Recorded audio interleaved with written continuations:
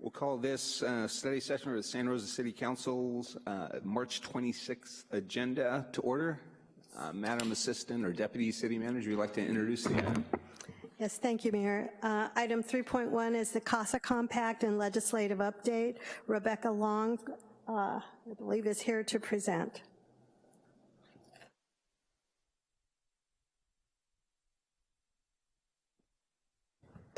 Good afternoon, Mayor Schwedhelm, council members. Rebecca Long, I'm the government relations manager for the Metropolitan Transportation Commission and the Association of Bay Area Governments, and appreciate the opportunity to be here today to give you kind of an overview of what the CASA Compact is, the process, and really pivot to talking about housing bills that are currently under consideration in Sacramento.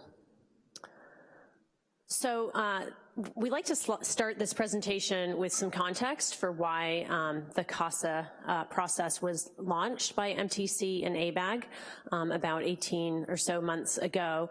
And so as part of the long-range transportation plan process that MTC and ABAG engage in, we were looking at, what is the forecast of housing affordability, what is the forecast of traffic congestion 25 years from now, and in large part due to the huge mismatch between housing production and job creation over the last decade or so, we were seeing very concerning forecasts in terms of overall cost of living, the share of household budgets being dedicated to transportation and housing was reaching 2/3 for lower income households, and in large part due to this significant mismatch between housing supply and job growth.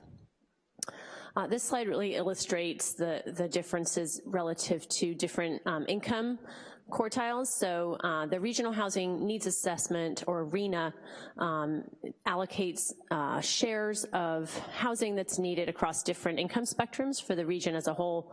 And you can see here the blue bar is the housing need under RHNA for different households by income, and the gray is the job growth.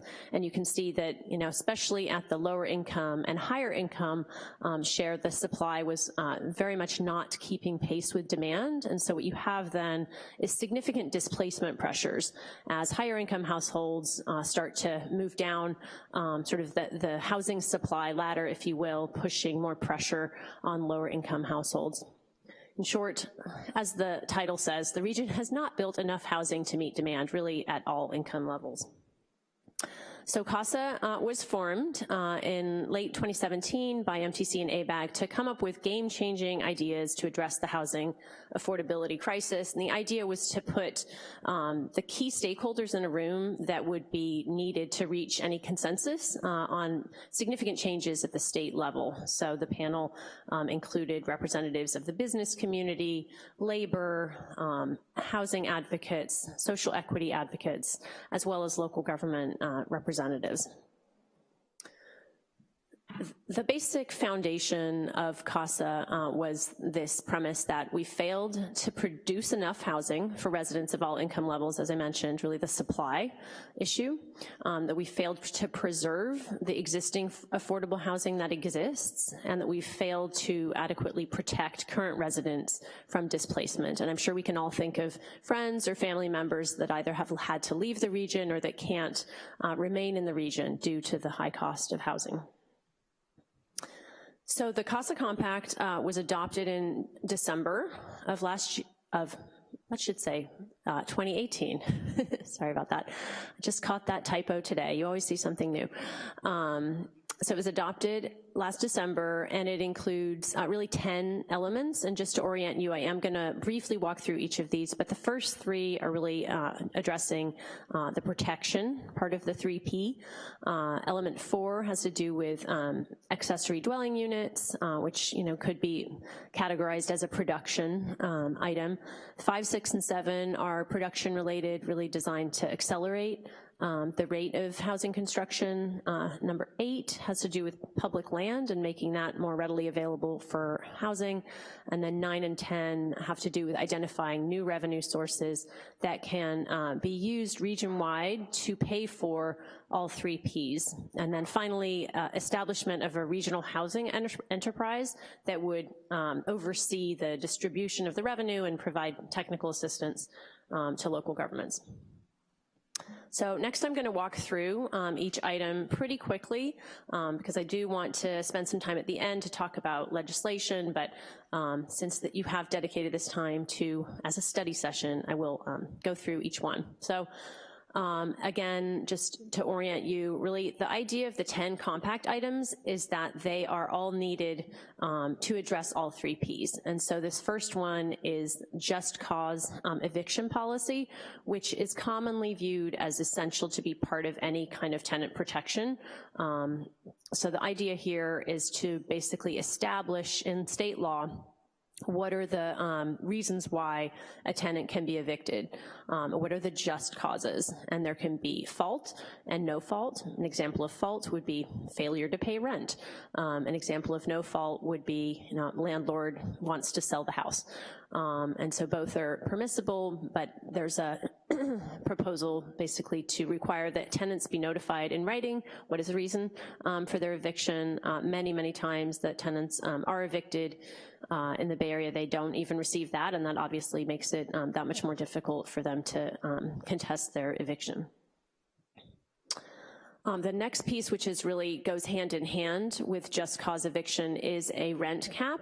This is often referred to as anti-rent gouging, trying to differentiate it from regular old rent control, and the reason for that differentiation is that it does propose quite a bit higher of an allowable increase in a given year.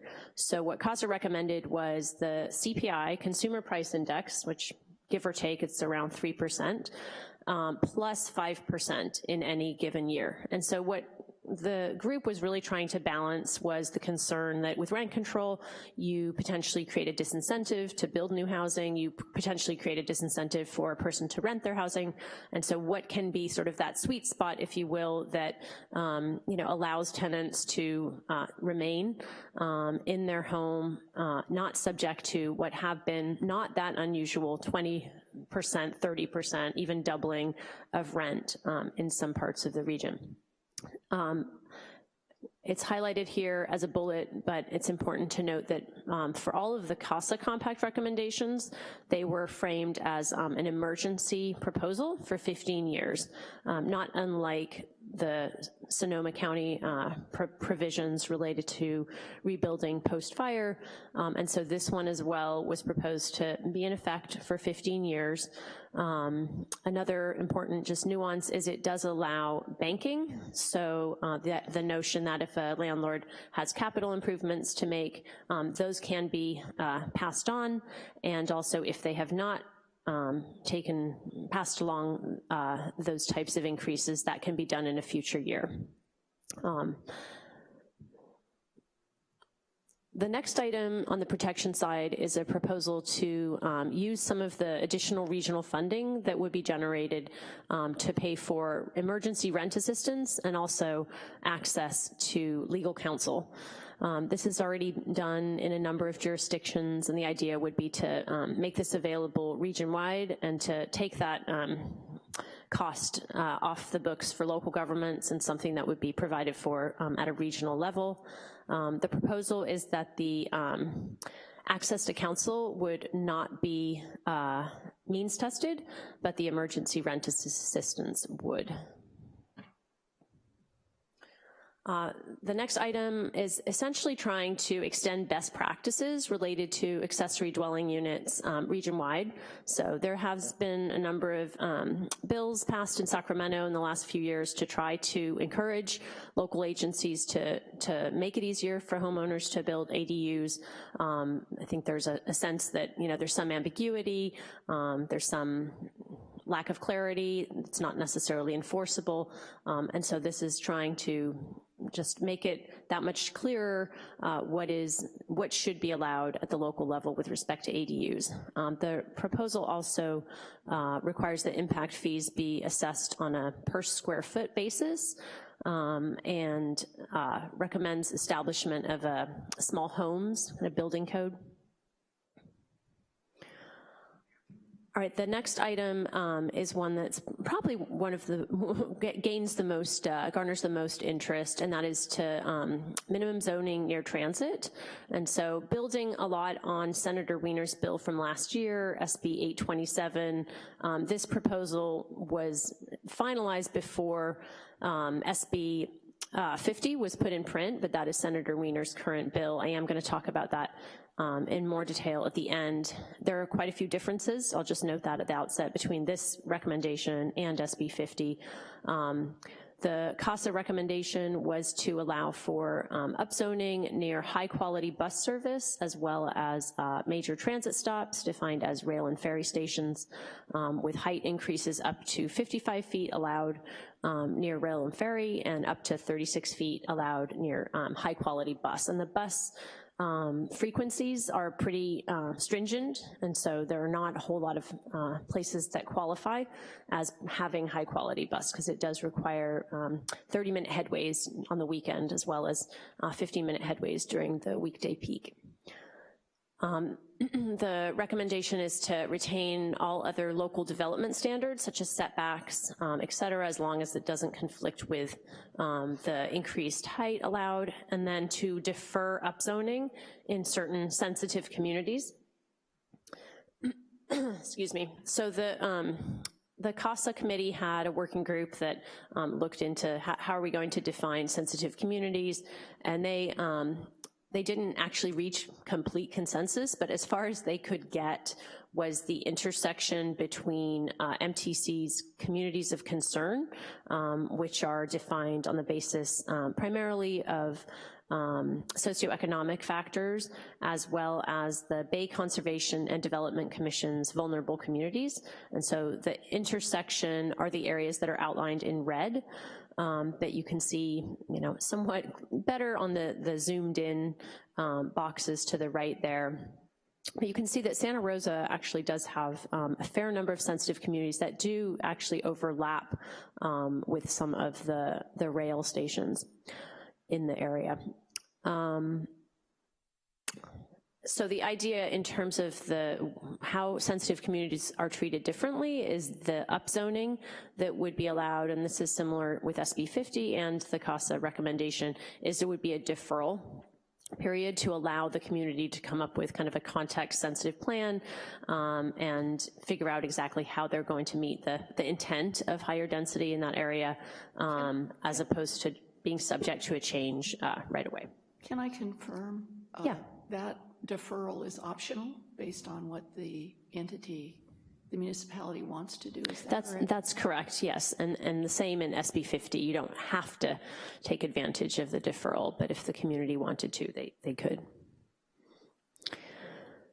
This next item is framed as good government reforms to the housing approval process, and the idea here is to just make it a lot more transparent to developers. What are the rules in this particular community for building? What are the fees? What properties are designated as historic, and requiring that those types of things be set at the point when a development application is submitted, that the ball not move over time. After that, it also recommends limiting downzoning and moratoria on building, and standardizing impact fees sort of at a regional level, so that they aren't kind of arbitrary across jurisdictions. This next item is really trying to get at the missing middle, namely housing and households, I should say, that are not traditionally considered low income, but more in that 120 area median income all the way up to 150. And so trying to streamline projects that are zoning compliant, that are already zoned for housing, but meet certain restrictions in terms of providing a certain degree of affordability, paying prevailing wage, using apprentice labor for those zoning compliant projects, providing that they be CEQA exempt and that there be no more than 3 de novo public hearings for the project to move forward.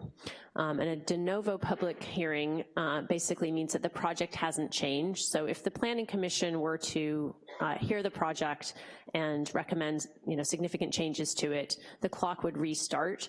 But if the project basically stayed the same through 3 different local bodies, that would be considered the 3 that the project would be entitled to. As a way to help pay for the affordability, this item recommends various concessions be allowed, similar to the density bonus. One of them that is recommended in the CASA Compact was to provide tax abatement. However, the Legislative Council for the state of California that advises the legislature has indicated that that is not constitutional. So that piece, which has been, of some concern to local governments in terms of reduced tax revenue, is off the table. The next item has to do with unlocking public land for housing, so basically making it more possible to build housing on public land. Of course, we're not talking about protected open space, but land that would allow housing as an underlying use would be allowed to be used for that purpose. And then lastly, funding to finance the compact. So the CASA did an analysis to look at, what is the overall funding shortfall to provide the level of affordable housing that's needed region-wide based on basically our existing forecast of population, what was in Plan Bay Area, and given sort of the various funding sources that exist today at the federal level, at the state level to subsidize affordable housing, the gap is $2.5 billion. Not wanting to assume responsibility for that entire gap, the CASA committee landed on a target of $1.5 billion a year, not a small sum, and took the approach that given that this is really a regional problem and it affects all of us, it affects us as individuals, it affects businesses, it affects property owners, the burden of paying for this should be spread across multiple parties.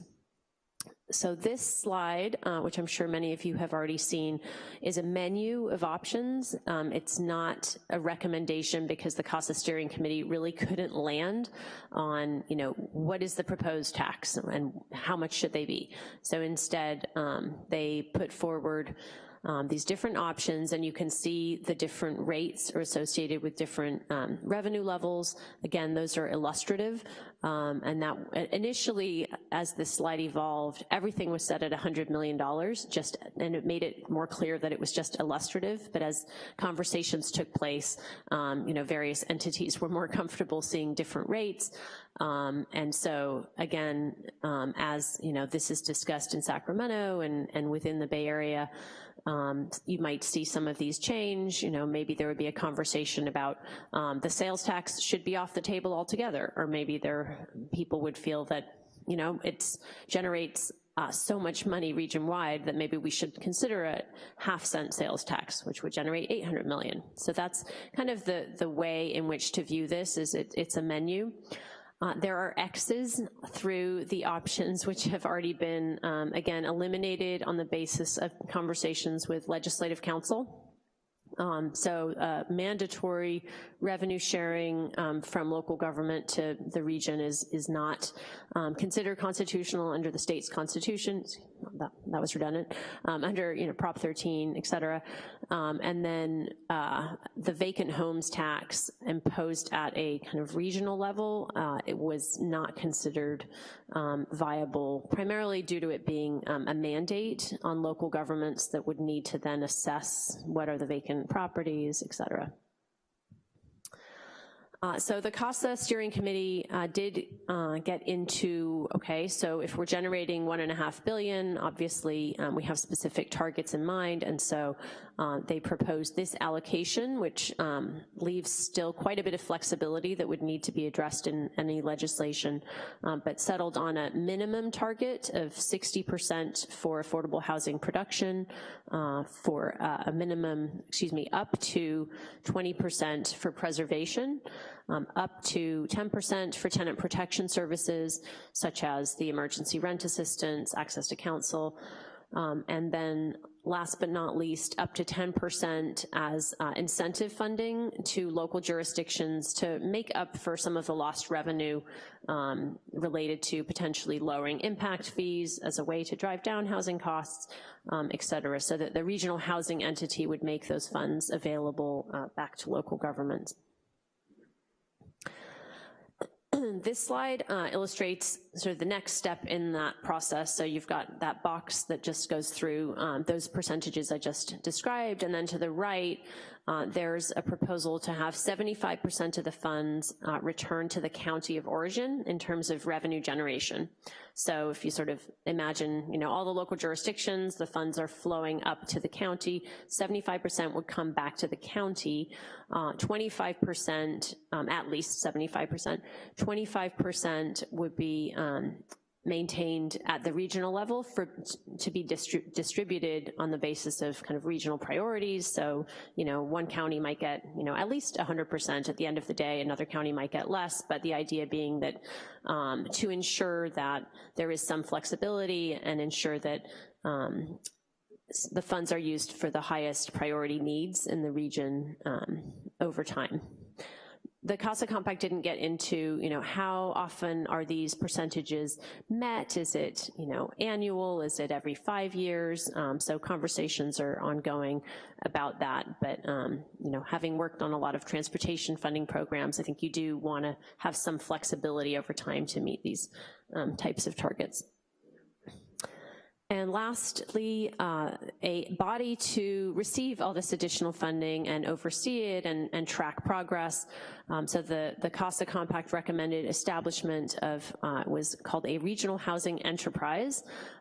It would not have any zoning, land use authority, or play any kind of regulatory role.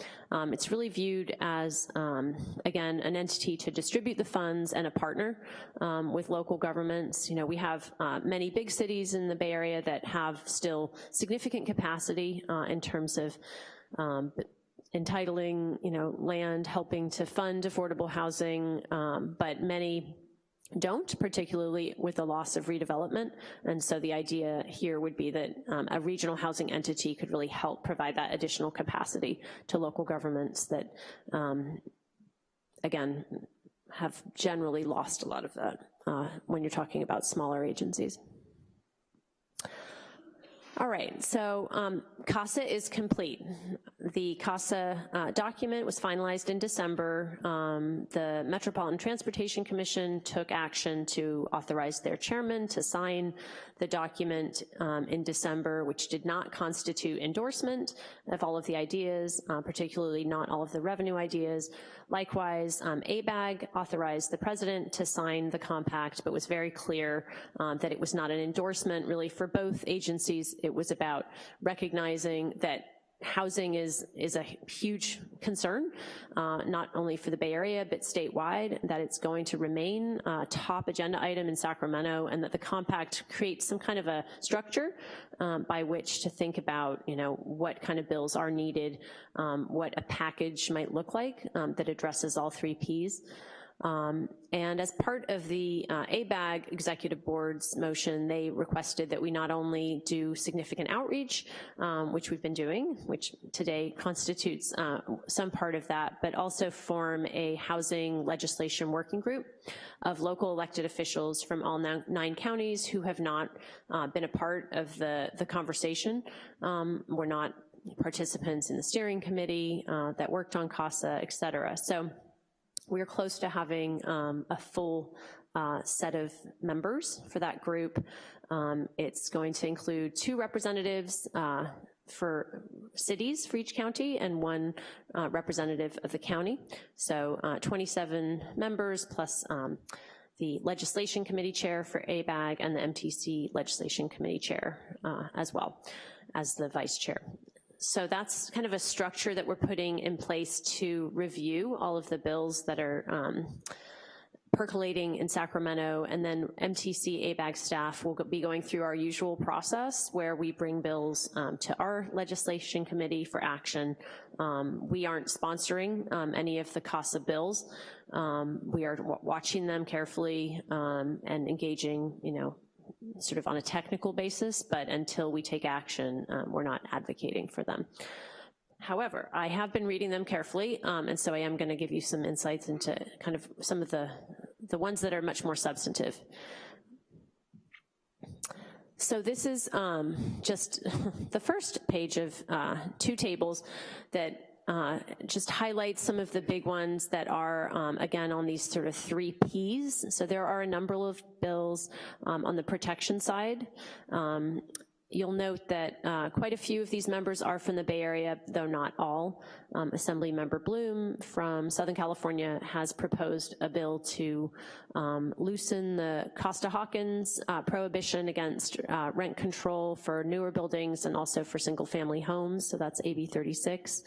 AB 1481 and 1482, these are still spot bills, so if you were to look at them now, they don't really have any substance to them, but they will be the bills that will propose some kind of just cause eviction and also anti-rent gouging.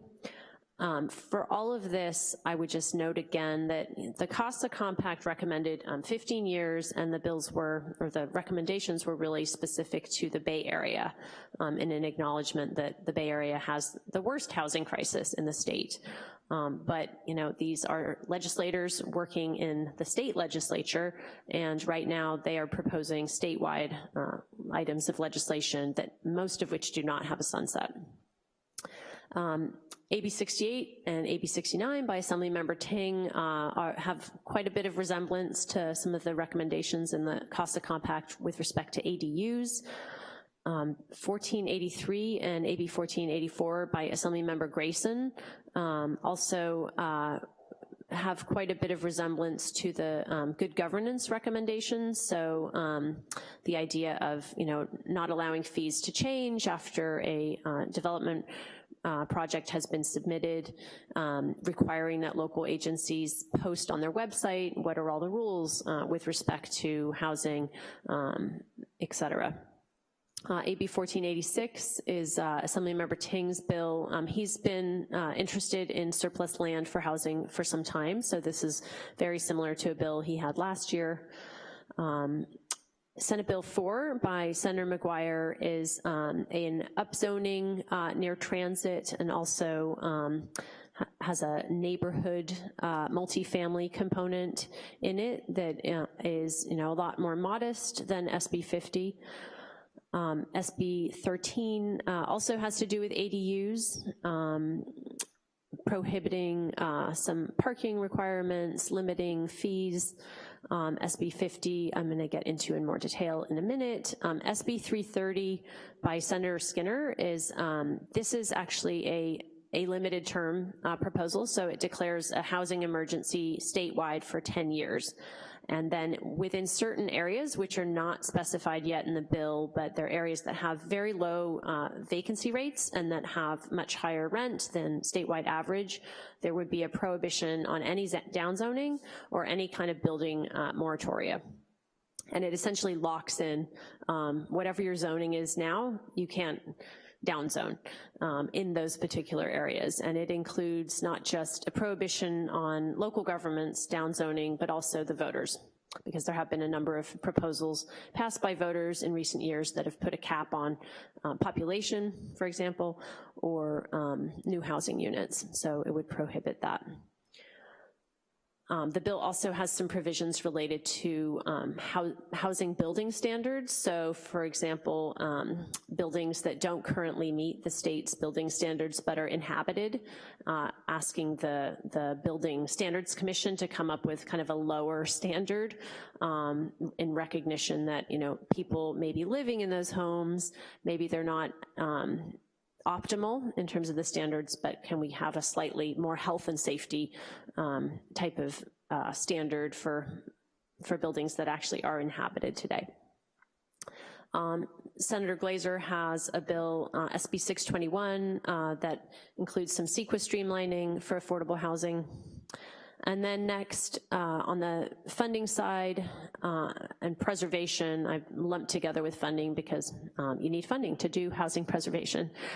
There are a number of different bills. ACA 1 by Assemblymember Aguiar-Curry would lower the vote threshold for local housing measures, including infrastructure as well, to 55% instead of 2/3. Assemblymember Chu has a bill related to reauthorizing redevelopment.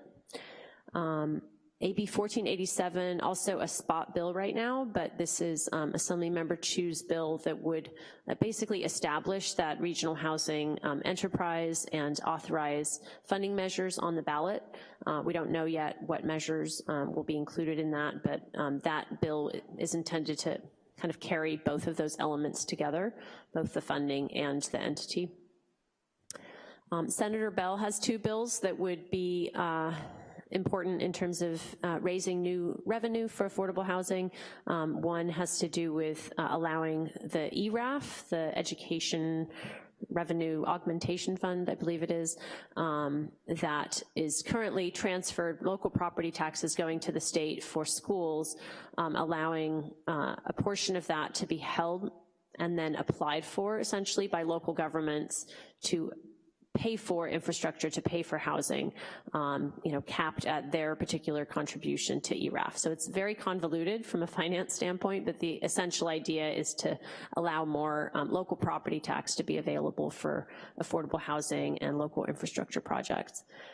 SB 128 is similar to the governor's proposal, and it would allow issuance of tax increment financing bonds without voter approval for enhanced infrastructure financing districts, which were authorized in a bill by Senator Bell, but really haven't been used much, I think in large part due to the voter approval requirement. I also wanted to include in here the governor's trailer bill related to housing, because it is a significant source of one-time funding. So the governor's proposed $750 million, $250 million of which would be focused on planning for local governments. Half of that would be distributed directly to local jurisdictions to do zoning updates, environmental review, specific plans, general plans, et cetera, all the work that you know goes into planning for new housing. And then a portion would stay at the regional level to do kind of more of that on a regional scale. And then $500 million would come directly back in flexible funding to local jurisdictions as a reward, essentially, for building new housing. The details of which are kind of TBD in the bill. And then lastly, more of a stick approach, AB 1568 is the McCarty bill, which is, I would say, the stronger version of what the governor has also proposed in his trailer bill, which is tying transportation funds, specifically local street and road funding, to housing production. So in the McCarty bill, it ratchets up over time, but if certain production levels aren't met relative to the RHNA targets, then a local jurisdiction would lose access to those funds. So that's kind of the high-level overview. Now I'm just gonna go into a little bit more detail on some of the ADU bills, SB 50 and SB 4. So I mentioned, excuse me, that Assemblymember Ting has two bills. AB 68 would require an ADU of at least 800 square feet and 16 feet in height to be allowed just across the board. It requires that the permit time be shortened from 120 days to 60 days. And basically, if a local jurisdiction has not adopted an ordinance consistent with the bill, it requires that junior ADUs be approved ministerially. A junior ADU is an ADU that's within the single-family home or the main house entirely.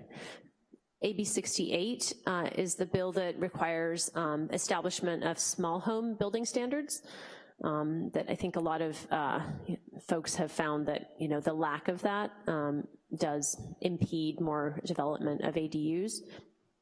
It also has an enforcement component that HCD can notify the Attorney General if they find that a local ADU ordinance violates state law.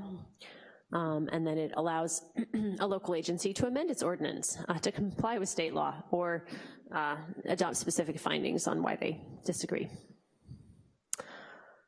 Okay, so now I'm gonna go into SB 50. I won't read every one of these bullets, but I did want to provide some detail on this because it's such a complex bill. This bill has also changed quite a bit. So it was amended on March 11th, and it now not only has a transit component relative to trying to incentivize additional housing, but also a job-rich designation.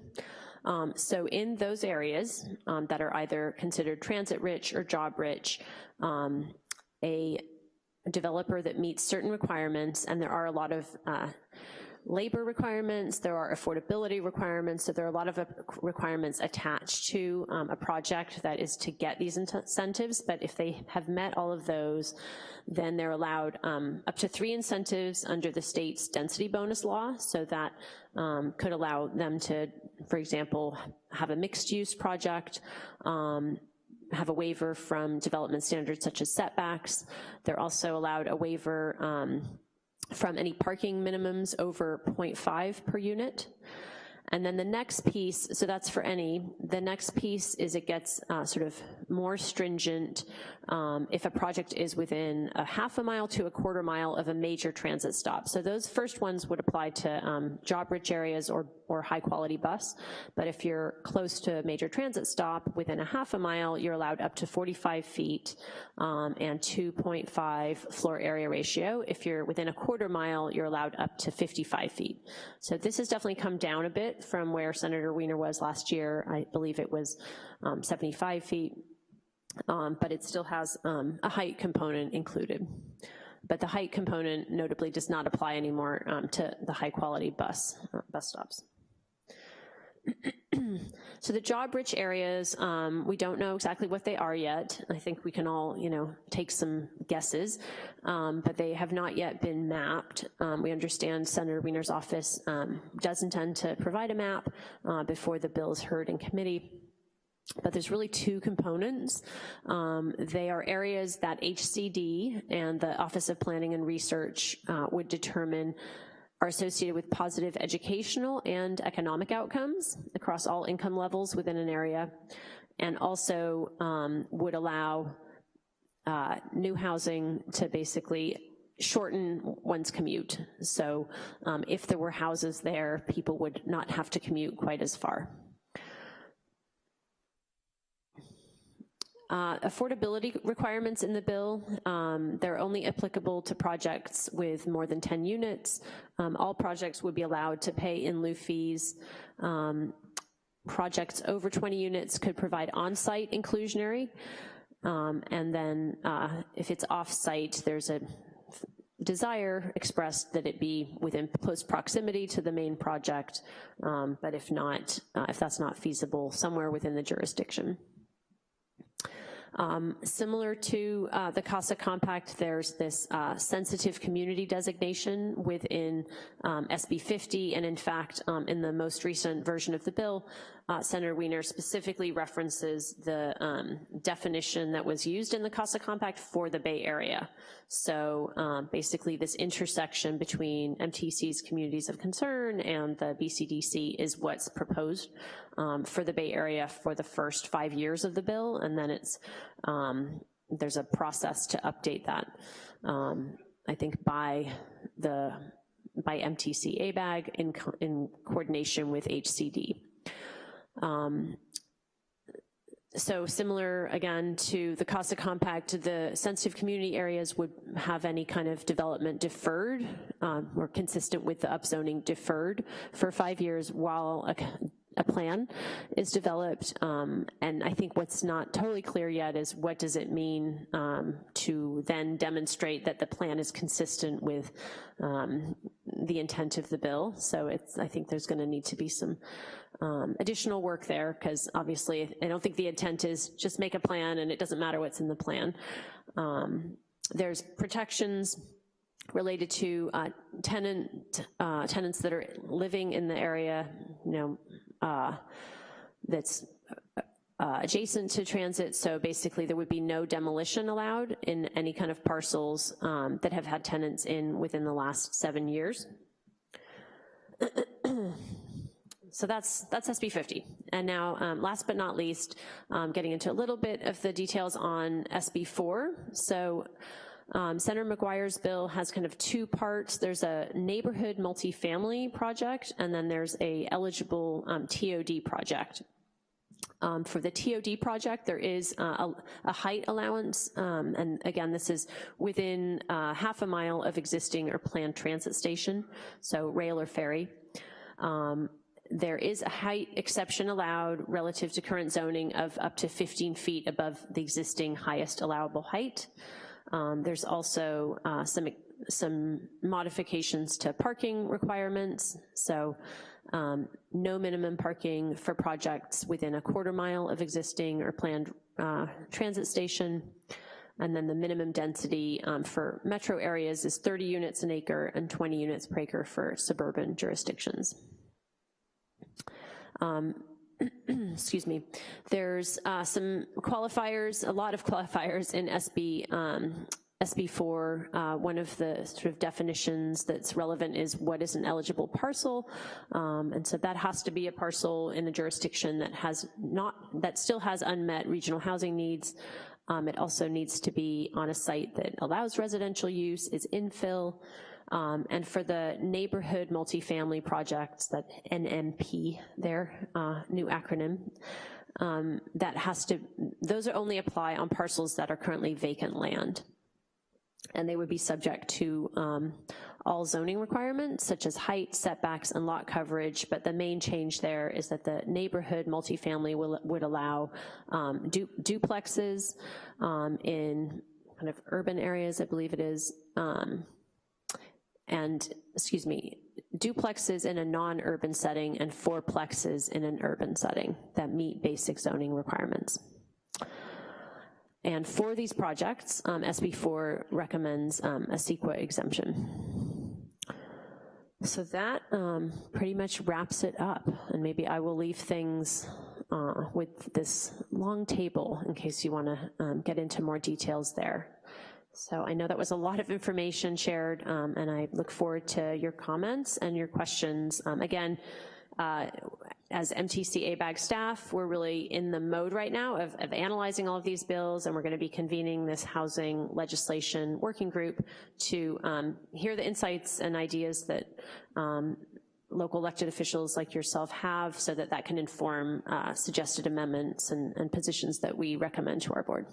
Thank you. Great. Thank you so much, Rebecca, for that presentation. I really appreciate you coming to Santa Rosa. And I also want to acknowledge many of you in the audience who are representing other jurisdictions, because this is clearly a regional issue. I know we have several electeds and other representatives from boards and commissions. So thank you so much for that presentation. Council, questions? Go ahead, Jack. Thank you, Mr. Mayor. I have a couple of questions. One question I had is, how was the 5% rent cap kind of arrived at? What was some of the thought process that occurred to get there? So I would say it was really just a give or take, or a give and take, I should say, process, right? I think that many of the folks who were part of the steering committee and technical committee on the developer side and the business side were opposed to any kind of a rent cap. And so that was the sort of compromise that was landed on. So again, it's 5% plus CPI. Okay, so developers actually had input into the process and begrudgingly said, we'll accept 5%. That's right, and that's kind of the nature of the CASA compact. I mean, everybody who was part of that steering committee walked away unhappy with certain aspects of the compact, and it really was viewed as all of this needs to move together. Now that we're in the stage of, Sacramento, that's much harder because these are all individual bills, but that was the idea that if we can get some of these streamlining ideas, address, acceleration and reduce some of the impediments to housing production, we're willing to acknowledge that, there is a displacement problem and that when you do upzone, there are pressures that can result in unfair rent increases or very difficult rent increases. Okay, my second question was, I think it was in element 7, was on the labor side. It indicated prevailing wages and apprentice labor. Is that apprentice 20%? Is that apprentice higher percentage? Is it apprentice journeyman? What's the defined labor of that? I don't know the answer to that question.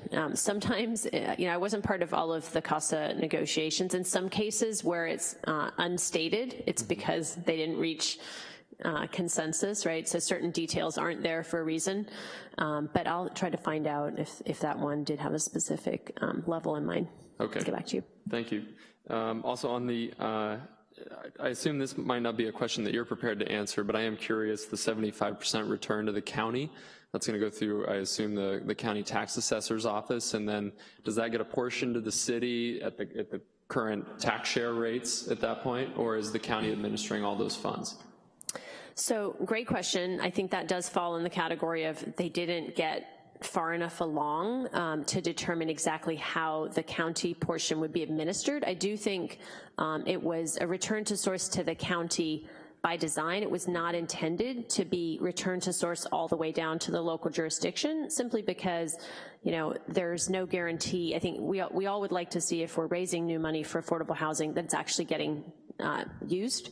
And there's no guarantee that every jurisdiction in the Bay Area is going to have projects or needs in terms of tenant protection, et cetera, at the exact rate by which they generate revenue. And so the intent was really to provide a close to return to source to the county, and then determine within the county how that would be developed. One of the ideas that's being discussed is, should it go back to the county housing department?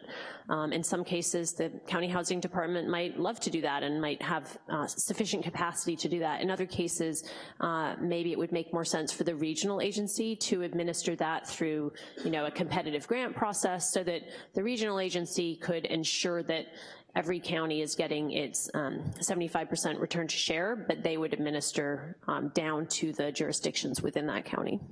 All right, thank you. My last question. My limited understanding of the CASA compact is that in the end it ultimately comes as a take it or leave it package, or was that, am I misinterpreting the intent? We won't be able to basically take an a la carte menu here and say, we like that, we don't like this. I think that was the idea behind the CASA compact, yes, in that we think that all of these are needed. And so they didn't, for example, prioritize and say, these are our top 3. It was that we need, in order to address the housing crisis in the region, we need progress on all 3 Ps, and these are the 10 items that they as a group felt made the most sense to move together. As I mentioned, how that works in practice is going to be really tricky politically, but that was the idea, that it's a package. Thank you. No further questions. Other questions? Thank you for your presentation. I have a couple of questions about job growth in Sonoma County and in comparison with housing growth. One of the bills suggested, and I don't know that it will go through, said that that we wanted units to keep up with housing, and I was wondering if a ratio had been set, if it was at a 1-to-1, or if it was a more realistic number that not every person who has a job requires one whole unit. Right. I think that this is something I've certainly talked to our planners about. I think the general sense is somewhere around 1.7 jobs per household, makes sense. It's certainly not 1 for 1. Target set in the CASA Compact. I think those charts are really just to illustrate that, across the board, while there's huge differences, particularly in terms of net jobs relative to housing in the South Bay and San Francisco, even some of the northern counties have a big mismatch between job growth relative to housing. And so it's not trying to target, this sort of ideal 1.7. We're very far from that, but just trying to narrow that gap and recognizing that that's a big source of the crisis that we're in. I can imagine that there's a significant mismatch and that there's a lot of diversity in that mismatch across the 9 Bay Area counties. Right. Are you aware of what the mismatch is in Sonoma County? I think it's on that slide. This is, we don't have it as part of this presentation. One of the things that is a little, what's the right word? Not one-sided, but it's not a complete portrayal of this slide in the sense that it's talking about the housing boom, or excuse me, the job boom that we've been in, in the last decade or so. It's not talking about where we are today. Mm-hmm. So, for example, taking Santa Clara County, they have a 8-to-1 ratio of jobs to housing permitted, but if you look at what's their overall number of jobs relative to housing units, I just wanna say they're around 3, a 3-to-1. So that's kind of, and you have, by contrast, in the East Bay, it's very low. They really, even though they've created a lot more jobs than they have housing, they really could use more jobs in the East Bay, right? A big part of their challenge is that they have, a lot of their residents are commuting to San Francisco and Santa Clara County. So these numbers are based on permitted units? Yes. Uh-huh. Do you in the county of Sonoma or the city of Santa Rosa? I think our staff do have that. I don't have that on me now to give you that. Could we potentially get that information? Absolutely. In terms of might change that ratio? Because when I see 12-to-1, I'm wondering what the methodology is, and I don't mean to put you on the spot, but I'm curious to know, does that mean 100 jobs or 1,000 jobs?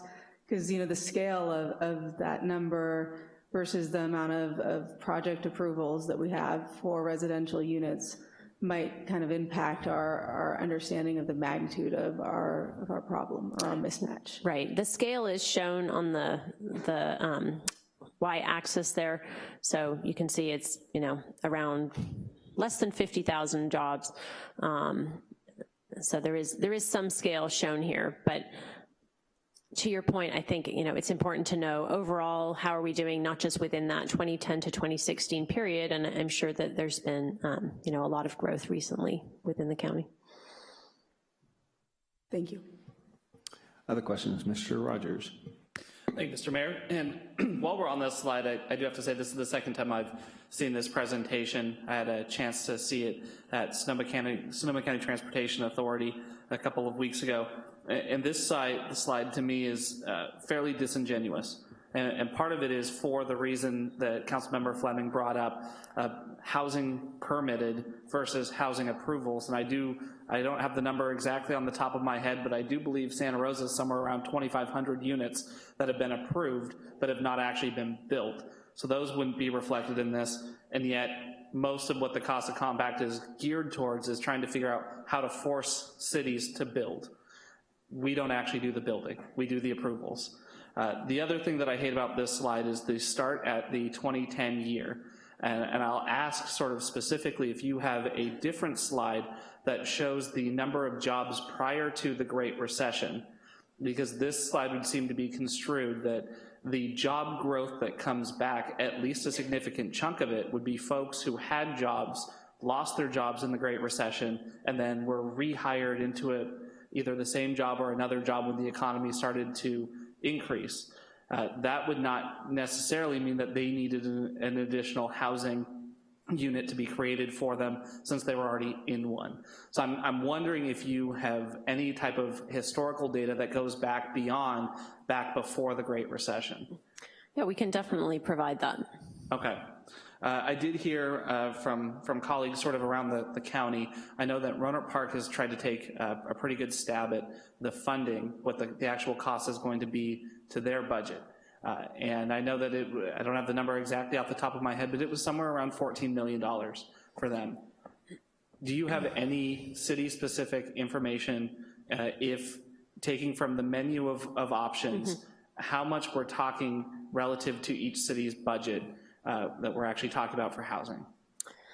So we did see the Roanoke Park analysis, and we did provide sort of an analysis of that as well. I think it's very difficult to do a meaningful analysis right now because of so many uncertainties. One of them is we don't know exactly which revenue measures would be proposed. As I mentioned, the revenue sharing piece is not on the table, and I think that was part of the Roanoke Park analysis, so that's already changed.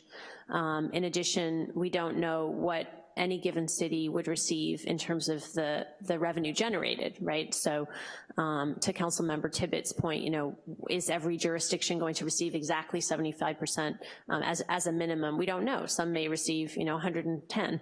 So it is difficult. I understand that you know, is not a totally satisfactory answer if you're really focused on exactly what is this gonna mean to the bottom line of the city's budget. But we are trying to do a more kind of comprehensive fiscal analysis, but as I said, with a lot of moving parts, it's difficult. Yeah, and I would be really interested in seeing that. I'm looking at slide 17 that has the menu of the funding sources. A lot of this is publicly available data, so we would be able to, I would think, with a little bit of effort, be able to back into some form of an answer, which is my understanding is how Roanoke Park got there, was looking at what in each category would come from their budget, should that be chosen to be used as a way to fund it, and then they put it all together as sort of a likely menu of what could be chosen. Even if it was a plug and play for cities, I think that would actually be really useful for all of us in this conversation. Right, and again, the main piece that would have been a direct transfer from a local jurisdiction's budget is off the table now, and so it wouldn't make much sense, and I would really encourage you all and anybody listening to not spend too much time on this slide, because the legislation that's moving through the process soon on this, we don't even know what revenue measures are going to be put forward there, and so, you know, it just makes more sense to see what's actually under consideration in Sacramento, at what rates, et cetera. Well, and with all due respect, I think most folks that we've talked to, when we talk to them about this proposal, the first question is, how do you pay for it? So I get that there aren't real numbers yet, but we can't really just ignore this slide. Last question I have, and it's sort of a fundamental one that was raised at SCTA. I believe developers when they say that their projects are not penciling out. What is the assumed rate of return from a developer on their project? I don't know the exact answer for that. Okay, so from a transparency perspective, I would be really interested in knowing that number, because if we are gonna throw public dollars at it, I need to be able to explain to folks how it's not just lining the pockets of developers. Right, fair enough. Other questions? Did you have any? You can save the comment for the end if you have no questions. I just, my understanding, thank you for coming. I appreciate it, and I very much appreciate that we received a rundown on some of the legislative pieces. Clearly that's where things are headed. I have a couple of questions. One of them is, you mentioned that outreach meetings were requested specifically by ABAG and other entities. If this is an example of one, what will you do with the comments raised here? So I'm certainly taking notes. We also have a consultant here. We've been working with a consultant who's been sending staff to all of these meetings and taking notes, because obviously it's hard to make sure that you're capturing everything that's being said when you're presenting.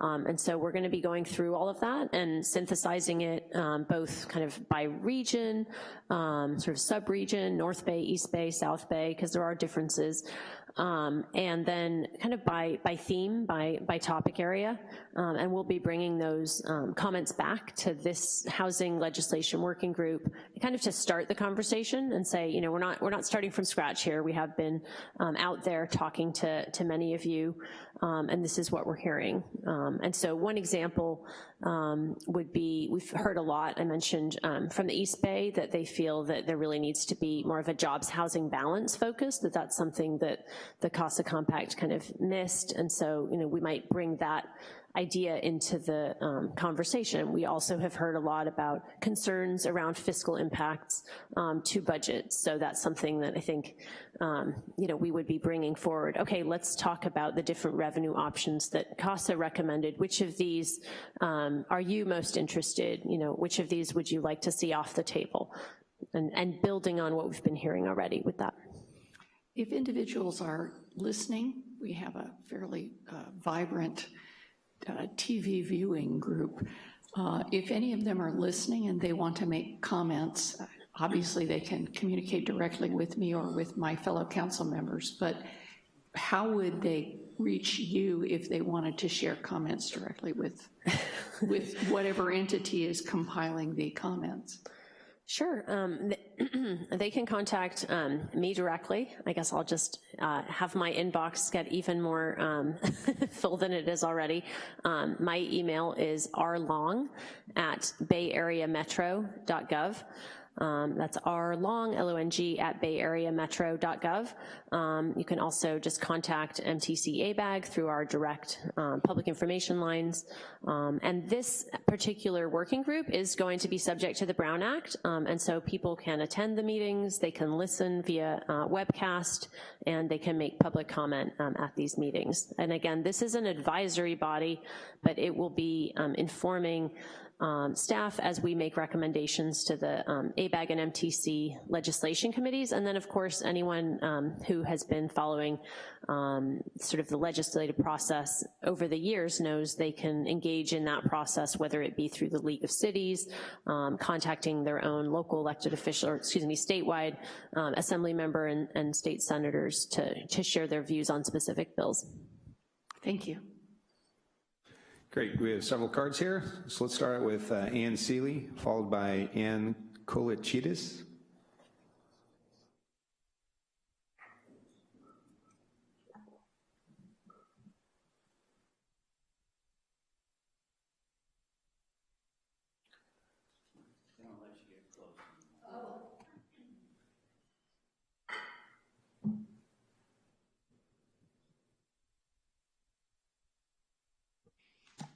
Mayor and Council,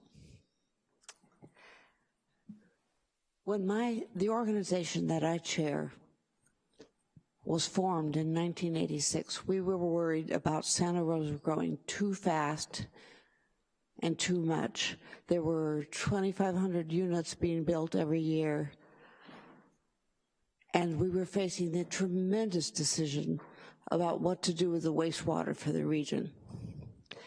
The world has really changed, not only as a result of the fires, but as a result of the cumulative inaction by the City Council to provide affordable housing or possibilities for affordable housing. I have watched for 3 decades as people sitting in your chairs have heard the cry of that most pernicious of statements, it doesn't pencil out, to relieve developers of the need to build affordable housing, and that's why we're in the pit we're in. This process looks like it's an opportunity to make it pencil out, and I hope it does. I have a few concerns, however, I want to relate.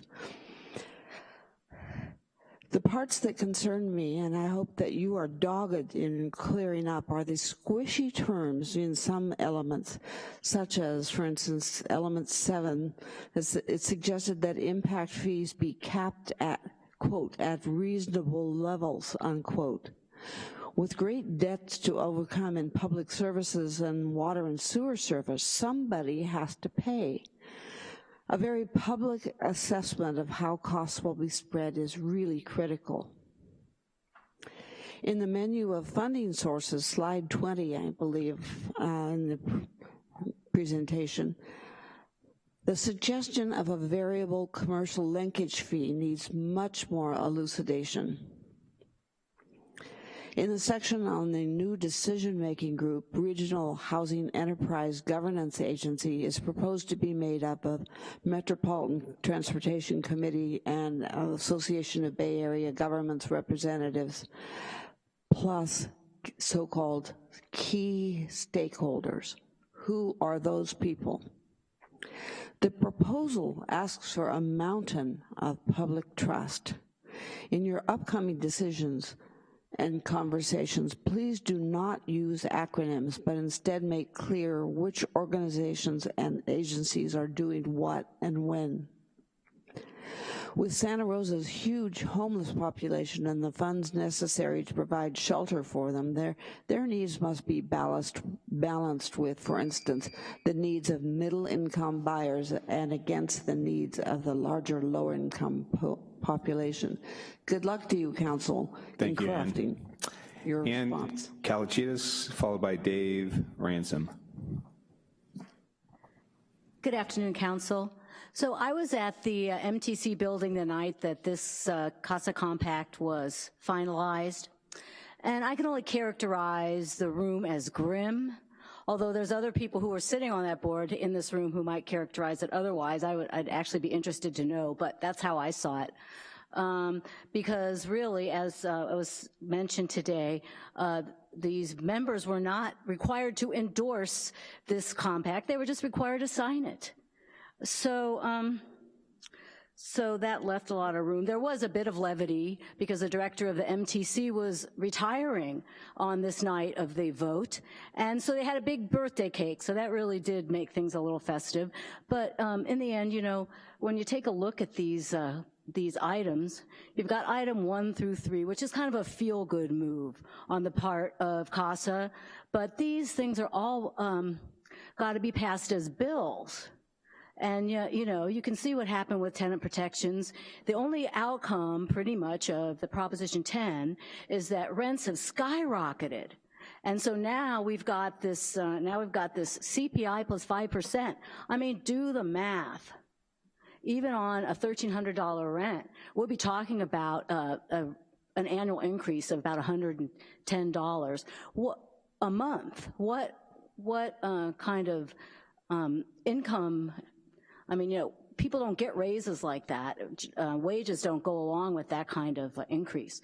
So, but anyway, that's an aside, because really, we're talking about legislation this year to streamline and accelerate the development process, and we can imagine those bills will go through because there's a lot of juice behind that.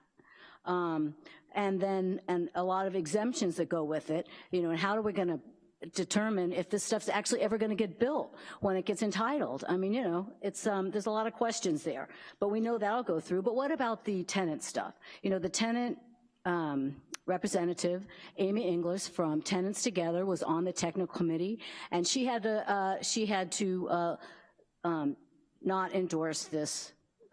She didn't have a vote, but she did not approve after many times of negotiations on this item, the tenant item. And then also the process, which was, a lot of this stuff was done on weekends and at night, so there wasn't really any transparency to the process. And so let's see, yeah, so that's how I see it. Thanks, bye. Thank you. Dave Ransom, followed by Dwayne DeWitt.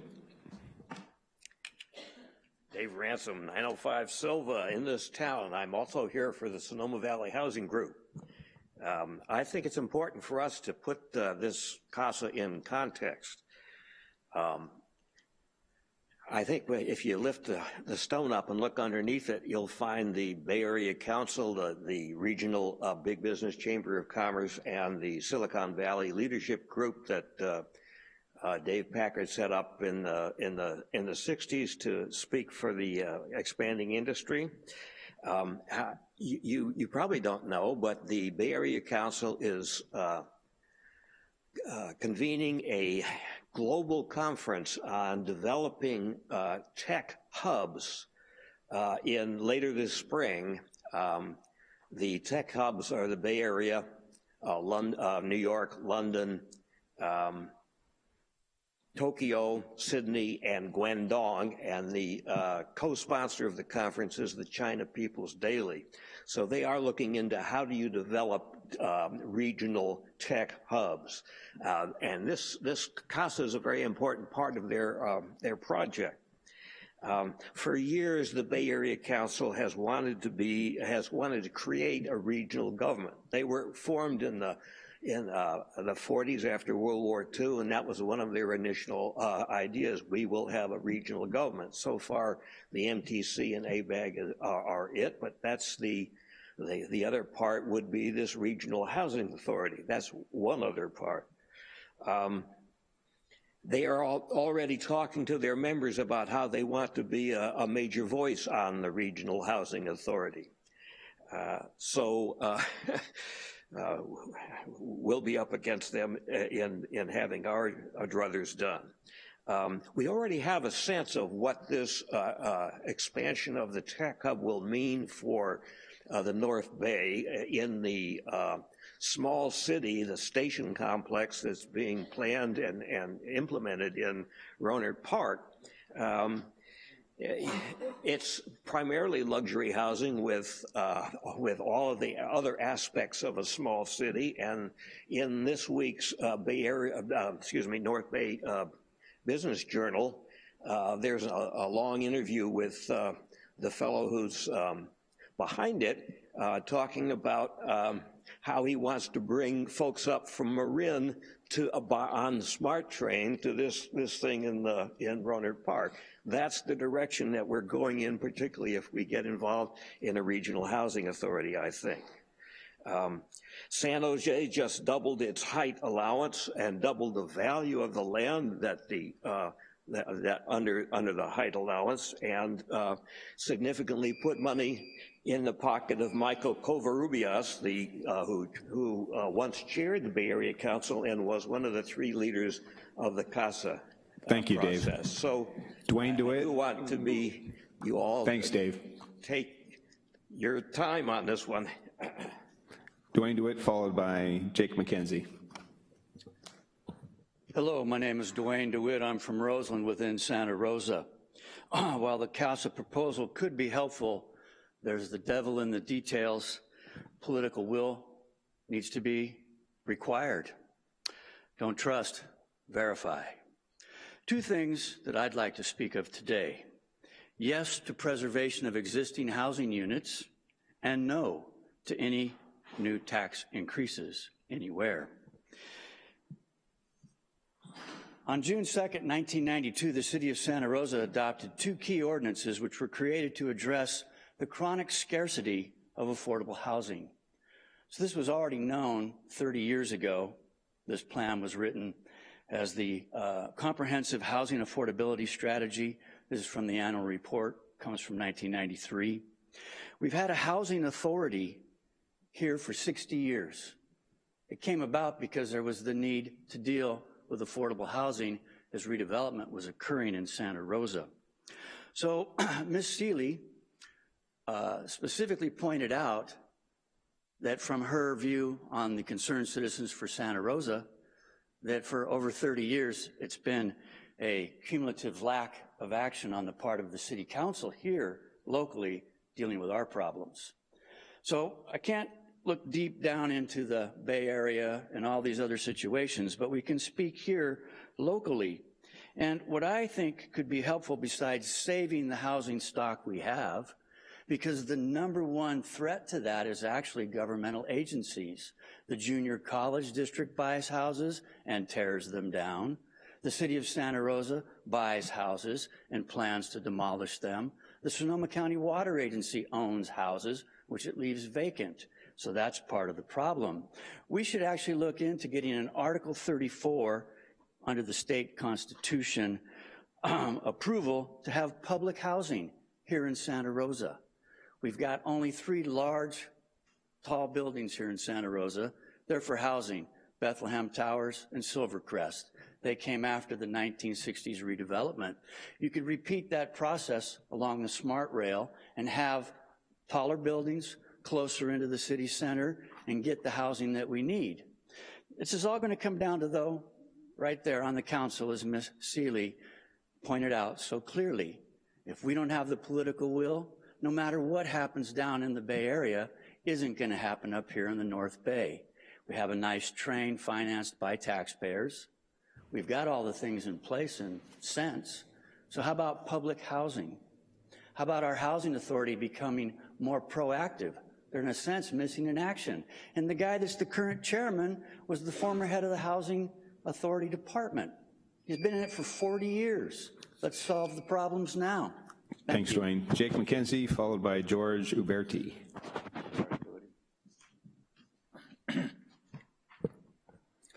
Thank you, Mr. Mayor, council members. It's with some trepidation that I stand up here in front of you, but I have played a role in the topic that you are workshopping this afternoon. So I thought it would be handy just to let you know what it was that I was authorized to sign when I was chair of MTC. I stepped down from that role about 3 weeks ago, so now I'm totally blameless. But back on December 19th, it was moved to authorize Chair McKenzie to sign the CASA Compact subject to the following understandings. This was after lengthy debate. This authorization does not constitute an approval of the compact itself. This authorization will enable the Commission to be proactively engaged as the process to implement the compact goes through the state legislature. You've just heard from my colleague Rebecca Long this afternoon that this process is now underway, and there already are significant impacts. This authorization should be accompanied by a comprehensive program of outreach to local government with adequate representation from local elected officials. The MTC ABAG legislative committees should include local jurisdictions in the development of the compact advocacy. Sonoma County representatives will be chosen by the City Select Committee on the evening of April the 11th. Other jurisdictions have already submitted their membership.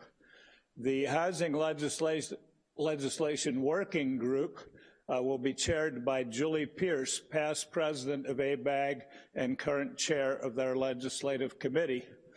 She announced last week, somewhat prematurely, since new chair Scott Haggerty hasn't appointed me yet to be chair of MTC's legislation committee, that I would in fact be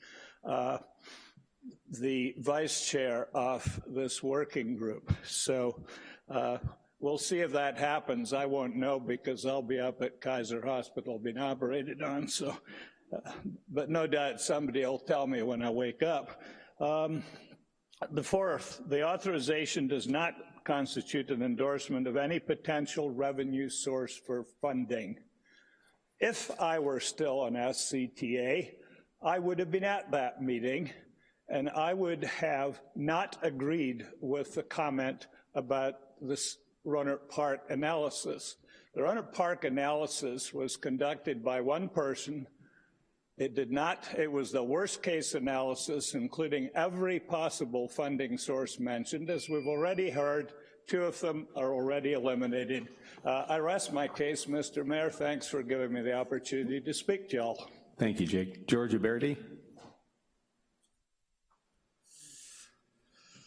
How are you? You know, we're talking about affordable housing here, right? Now, something can't be afforded if it doesn't exist. All right, nobody builds anything in this city without the city granting them a permit, okay? Now, there are certain facts that everybody in this room is very anxious not to mention, okay? I'm gonna list one of them for you right now. That's in between 2011 and 2016. The median price of a single-family home went from $285,000 to $485,000 in a 6-year span, all right? That's not something that happens accidentally. That's not an invisible hand. That's the result of a very consolidated effort, all right? Now, in the same time, the city's granting of permits, right, and these figures come from HUD, the city's granting of permits, you can look at the slides yourself. They declined, they cut in half, all right? I have slides from off the city site itself that say there is a lack of transparency and accountability in the permit streamlining process. Now, that's santarosacity.org. All right, that's not an outside party coming in and accusing you. That is the city itself that you represent confessing to not having transparency or accountability. You know what you need transparency to see? Crime. All right? You know what you need accountability for? The things that you have done wrong. All right? There's nothing accidental about the state of the housing market right now. Okay? It's the result of a very consolidated effort. People benefit, okay? The price goes from $285,000 to $485,000. That money goes somewhere, all right? And the person whose pocket it goes into has absolutely everything that they can do getting done to get that money in their pocket, all right? Now, we can just sit here and act like this is something that fell from the sky, that everybody in this room is confused about how it happened, okay? But no one in this room is confused about how it happened. Okay, I'm gonna give you another fact, all right? Now this is from the FFIEC, all right? That's that Luther Burbank, right, savings and loan, received poor penetration in lending, right, mortgages to lower income people. All right, now translated what that means is that one of the primary banks around here that grants home loans doesn't lend money to poor people to buy homes, all right? Now that is a flagrant solidification of the class system, all right? It's not an accident. Somebody looks at a piece of paper and says, no, you're poor, I'm gonna make sure you stay that way, all right? We can't say that, and more than we can't say it, we can't act like we're not saying it, all right? That's what everyone in this room is saying by omission, okay? And it has to stop. It cannot be omitted anymore, all right? What we're doing is not receiving a housing market that's ballooning without us, okay? What we're doing is being a room full of adults silently pushing poor people down, and that has to be over. All right? Thank you. Thomas Ells, followed by Daisy Pisty-Line. Wow, that's a tough act to follow. I want to say thank you for addressing this and seeing this and having this study session. Housing is an equilibrium. This is a new frontier. So in economics, it's called building out the frontier. This frontier is an area of cooperation. So there's land, labor, and capital. This area is cooperation. So they're gonna make laws and it's gonna change zoning. It's the area of cooperation and changing what you can do with the land. So they didn't increase the land, they didn't increase the capital per se, no tax, and they didn't increase the labor. Really? But it's changing the equilibrium. So as was mentioned in the South Bay, they have an intention. They want to go up, they want to change the dynamics. This will make more money for developers. You're right, it's not wrong. When that happens, all their boats rise. Then they have a lot more money in their pocket. It's called Wall Street. You get a lot more money in their pocket, and they go, that Sonoma County looks real cheap. I'm gonna move up there and I'm gonna knock all those guys out. So what we have to do is respond to that. The first thing that hasn't had responses successful, and I know what that means. The point is people didn't want to sell their house. They didn't want to sell their house at $280,000. That's why the price stopped there, right? Because they stopped selling. They said, I'm not going to sell it at 280. I want money, and I got to leave, but I can't sell it at 280, so I'm not going to sell it. And then it went up to 450 because they said, I'm not going to sell it at 350. I'm not going to sell it till it's 450, and it's not going to sell it now till 600, right? That's where the average goes, because they won't sell it. It's the markets that determines that, except what we create, what we build. So if you build it, they'll come, but they're only going to pay the market, which means if you make affordable housing If you make affordable housing here, then it won't extract everyone from here when they come, because they see it as a bargain. Because no matter what, this equilibrium for them is going to rise. Prices are going to rise. The whole economy is going to rise. They're going to have more Wall Street in their pocket down there. They're going to look up here. But what do? We have to build more affordable housing in order not to displace the people here. Thank you very much for your time. Thank you, Thomas. Daisy Pisty-Line.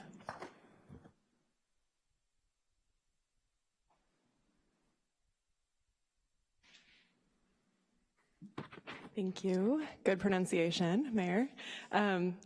So Daisy Pisty-Line, Sonoma County Conservation Action. I do want to be clear that the Conservation Action Board has not yet taken a position on CASA. We did have a presentation last week from Jake McKenzie very graciously, and we're currently working to put together some suggestions. So these comments are a bit informal and personal. But one thing, we're really glad you guys are taking the time to listen and understand CASA, and that each of the city councils in the county is doing that. It's very important that we are thinking about housing as a regional issue, and so while CASA may be imperfect, I don't want the baby to be thrown out with the bathwater. The reason that a regional plan was put together is that housing and transportation are regional issues, and we up here in Sonoma County can sometimes forget that we're connected to a whole web down there in the Bay, and if we don't support things that make it easier for housing to be developed in San Francisco, in Oakland, in San Jose, then we are going to continue to get more and more pressure up here. And we're going to continue to see the housing prices rise, making it harder for the people who work here to live here. So we must continue to think in that regional context. And I hope that the city council, while you are only technically responsible for the city and the citizens in it, that you do rise up to that level of thinking. We're very glad to see the protections in CASA for rent caps, for just cause eviction, rental assistance, and accessible legal counsel. And even though this is going to become many pieces of state legislation, we hope that you guys continue to engage with that legislation and ensure that those protections remain in place.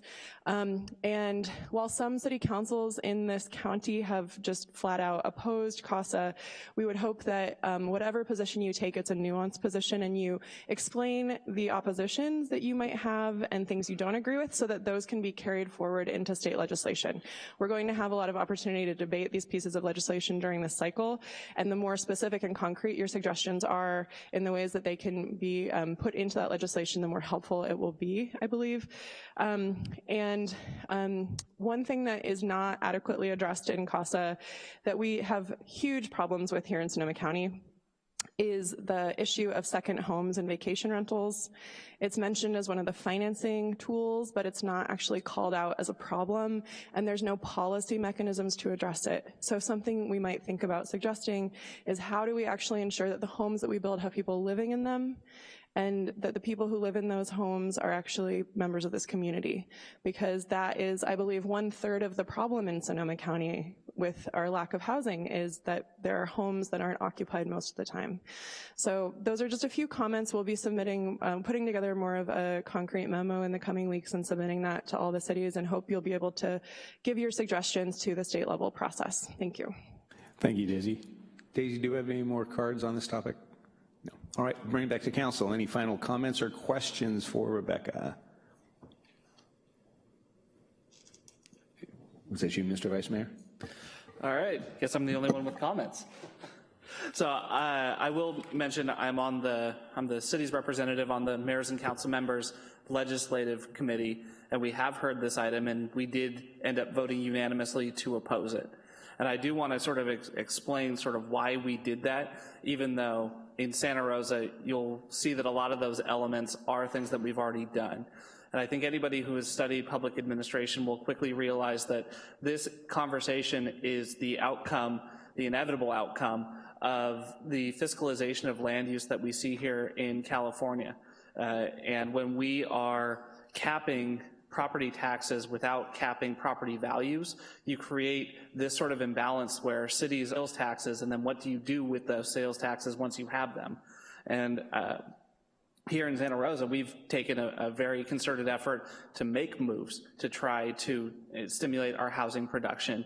I remember one of our first council meetings that we had when I came on and when Jack came on, we had a conversation about everybody being a little bit uncomfortable and having public conversations about how we were going to get towards developing places for folks to live. And whether you are a strong environmentalist or if you're very strong on housing, we figured that we would find sort of a middle ground where everybody could agree that we needed to move forward. And just if you'll indulge me, we have reduced impact fees for housing and ADUs. We have passed incentives for infill development. We've streamlined our permitting process, that's our express permitting. We've passed higher density residential incentive program, it's a 67% reduction.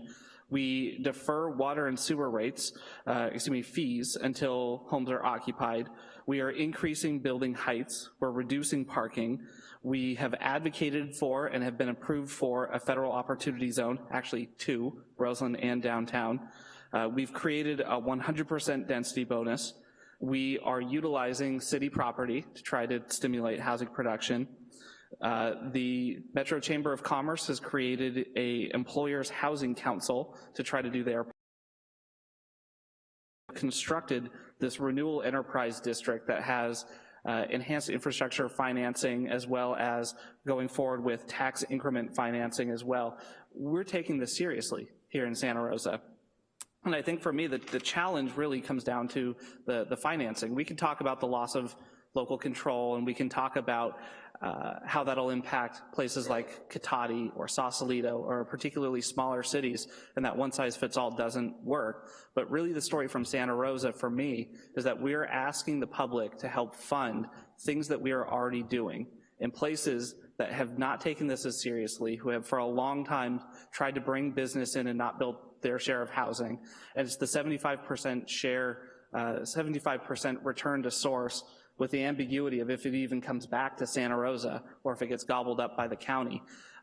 And understanding we could still compete for more than that 75%, but we just went to the public and we asked them to fund housing here in Santa Rosa, and we couldn't get them to say yes. And I couldn't figure out how I'm supposed to go out and sell to the public. We're going to not only tax you, that's really why we went through. We can walk through some of the additional, there are a lot of things in there that are a challenge.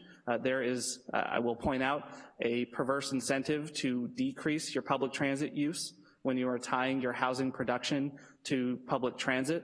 I don't like that. And in fact, I know that we have already seen in some communities that they are having discussions about whether they need to reduce their public transit times so that they don't fall under CASA. That's backwards as far as I'm concerned. And quite frankly, if I can editorialize a little bit, the places that don't want housing typically are the places that don't want public transit either. So it's a challenge. And then finally for us, it was the lack of enjoining language within the bills in Sacramento. If we're asking everybody to be a little bit uncomfortable, to say that we're going to give up a little bit of our local control in exchange for getting things like tenant protections, we know the way that this is going to play out in Sacramento. With the 72-hour rule for legislation, the final bills will be done 72 hours and a minute before they're actually able to be passed. And the things that are really easy to do from a go pro push for housing standpoint are gonna get through, and some of the more complicated, some of the more uncomfortable conversations are gonna be left by the wayside. So that's really why we ended up opposing it. And again, it was a unanimous vote from the 8 cities that were represented at the time. Ms. Fleming, do you have a comment you'd like to make? Yeah, I'd like to echo everything that Vice Mayor Rogers said, and I wanted to add that, Santa Rosa does not exist, and Sonoma County does not exist in a microcosm, and we're well aware of our, that we exist within the Bay Area. However, as of February, as of last month, we did have 1,800 multifamily units approved, and we had 1,300 single-family units approved. Our city staff has been doing yeoman's work, especially in the wake of the fires, to triple, quadruple the number of ADUs being built and to really stimulate and get out of the way of anybody who wants to develop responsibly within our city. We can't compel anybody to build. What we can do is we can approve projects. And so to that end, we are doing our part and want to just thank our city staff for doing that and acknowledge that Santa Rosa is pulling its weight on this count. Comments, Ms. Gomes, and then Jack. Thank you. As has been well illustrated, our city has either done or has tried to do versions of almost everything on this list. We attempted to do tenant protections. We attempted to raise funds. We have, I will not repeat the prior list. The governor has recognized us in his speeches for the efforts that our city has made to move housing forward. I think it's very important that as we look at the legislation, we make sure that it does not harm our progress. And I want to make sure that we hear from everyone, cities, our residents, our staff. We need to hear from everyone how we can move forward to address the housing crisis without the negative consequences that appear to be within this document. One of the questions that I would like to ask as a detailed question, getting into the weeds a little bit, is that we already have the RED. We already have an entity in which the city and the county are working together as a regional entity to finance housing and development. Is it possible for us, because we already have this, to move legislation in such a way that we are exempted as a county from participating because we already have an entity that is doing regional housing? That's a conversation that I would be interested in sharing and in proposing within the legislature. We have the ability for all of our cities in our county to raise the funds and keep them here. And it makes sense to me for us to do that. I would like to clarify again that I am listening and I'm very eager to take comments. And I hope folks will send them to me and to our council as well as to you. And I want to thank you for coming. Mr. Tibbetts. Mayor, this question is actually for you. Do you want us to clarify and give some direction to staff and the presenter? This is just information from the presenter. She's not City of Santa Rosa staff, so if you want to make comments, she's been taking notes, feel free. Okay. I'll just quickly chime in with my feedback. You know, when I did go through your list, I really appreciate the level of work that went into this by your staff and all the people from all the communities throughout the Bay Area. There's a lot in here that I really like, and there's a lot that I hope that this council can look at on a policy by policy basis to advance. And so for that, I really do want to thank everybody who put, you know, years of work into this. And as somebody who's been on the same side of that table where you put years into something and you try to push it forward, it's tough. But it is tough for me because I'm one of the members who sits on the Renewal Enterprise District for Sonoma County.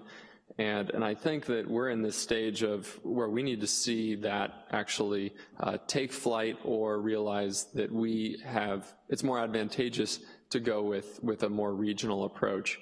I think that the RED is poised to achieve just about everything that is laid out by MTC and ABAG. I really do. Only our big hitch in the giddy up is going to be our ability to fund it. As Vice Mayor Rogers highlighted, 62% of our voters approved a housing bond measure here, but that was 4% shy of what we needed. So it put us in that odd limbo of we need to keep driving that narrative. The majority of voters approved it, but we were short of funding anything substantial. So I think that the RED needs to try to crack that nut, and if we can't do it, then I hope that CASA's in existence or some amalgamation of it, and we could look to potentially joining at that time. But we have a course right now, and I think that the council ought to stay it. Go ahead, Ms. Combs. I just also wanted to give you all a heads up that I will be applying for the Housing Legislative Task Force as a follow-up on your comments to me on this topic. Once again, thank you, Rebecca, for that. And I do want to remind council also later on in our council meeting tonight, I'll be naming a subcommittee that will address, be working on our specific goals from our tier 1 priorities, one of which is a comprehensive housing strategy, because I'm really interested in putting some teeth to what we're talking about here rather than be generic. And I think Vice Mayor Rogers did a great job of outlining all the different steps we've been doing, but we need to put numbers to that. By doing these different incentives, what type of impact are we trying to make? We haven't done that yet. I don't think this council has ever taken that on. So once we start forming that, we'll have some numbers, and hopefully it will be consistent with some of the information that you gave us that's going on in Sacramento. So if there's nothing else, thank you so much. We'll be recessing until 4 o'clock to start our regular city council meeting. Thank you.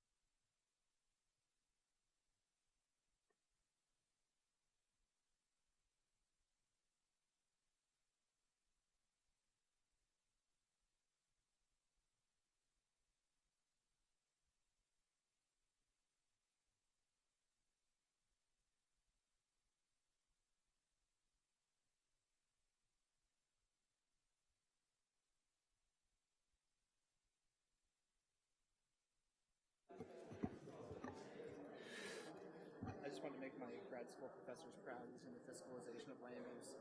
Let them know that I actually paid attention.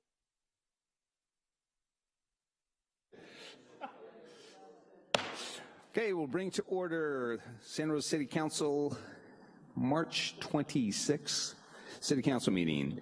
Madam City Clerk, could you announce the roll? Let the record show that all council members are present with the exception of Councilmember Combs. Thank you. Madam City Attorney, would you like to report on closed session? Yes, council met in closed session on items 2.1 and 2.2, and on each of those items gave direction to staff. Great, thank you. And Ms. Hurtado, would you like to report out on the study session we just experienced?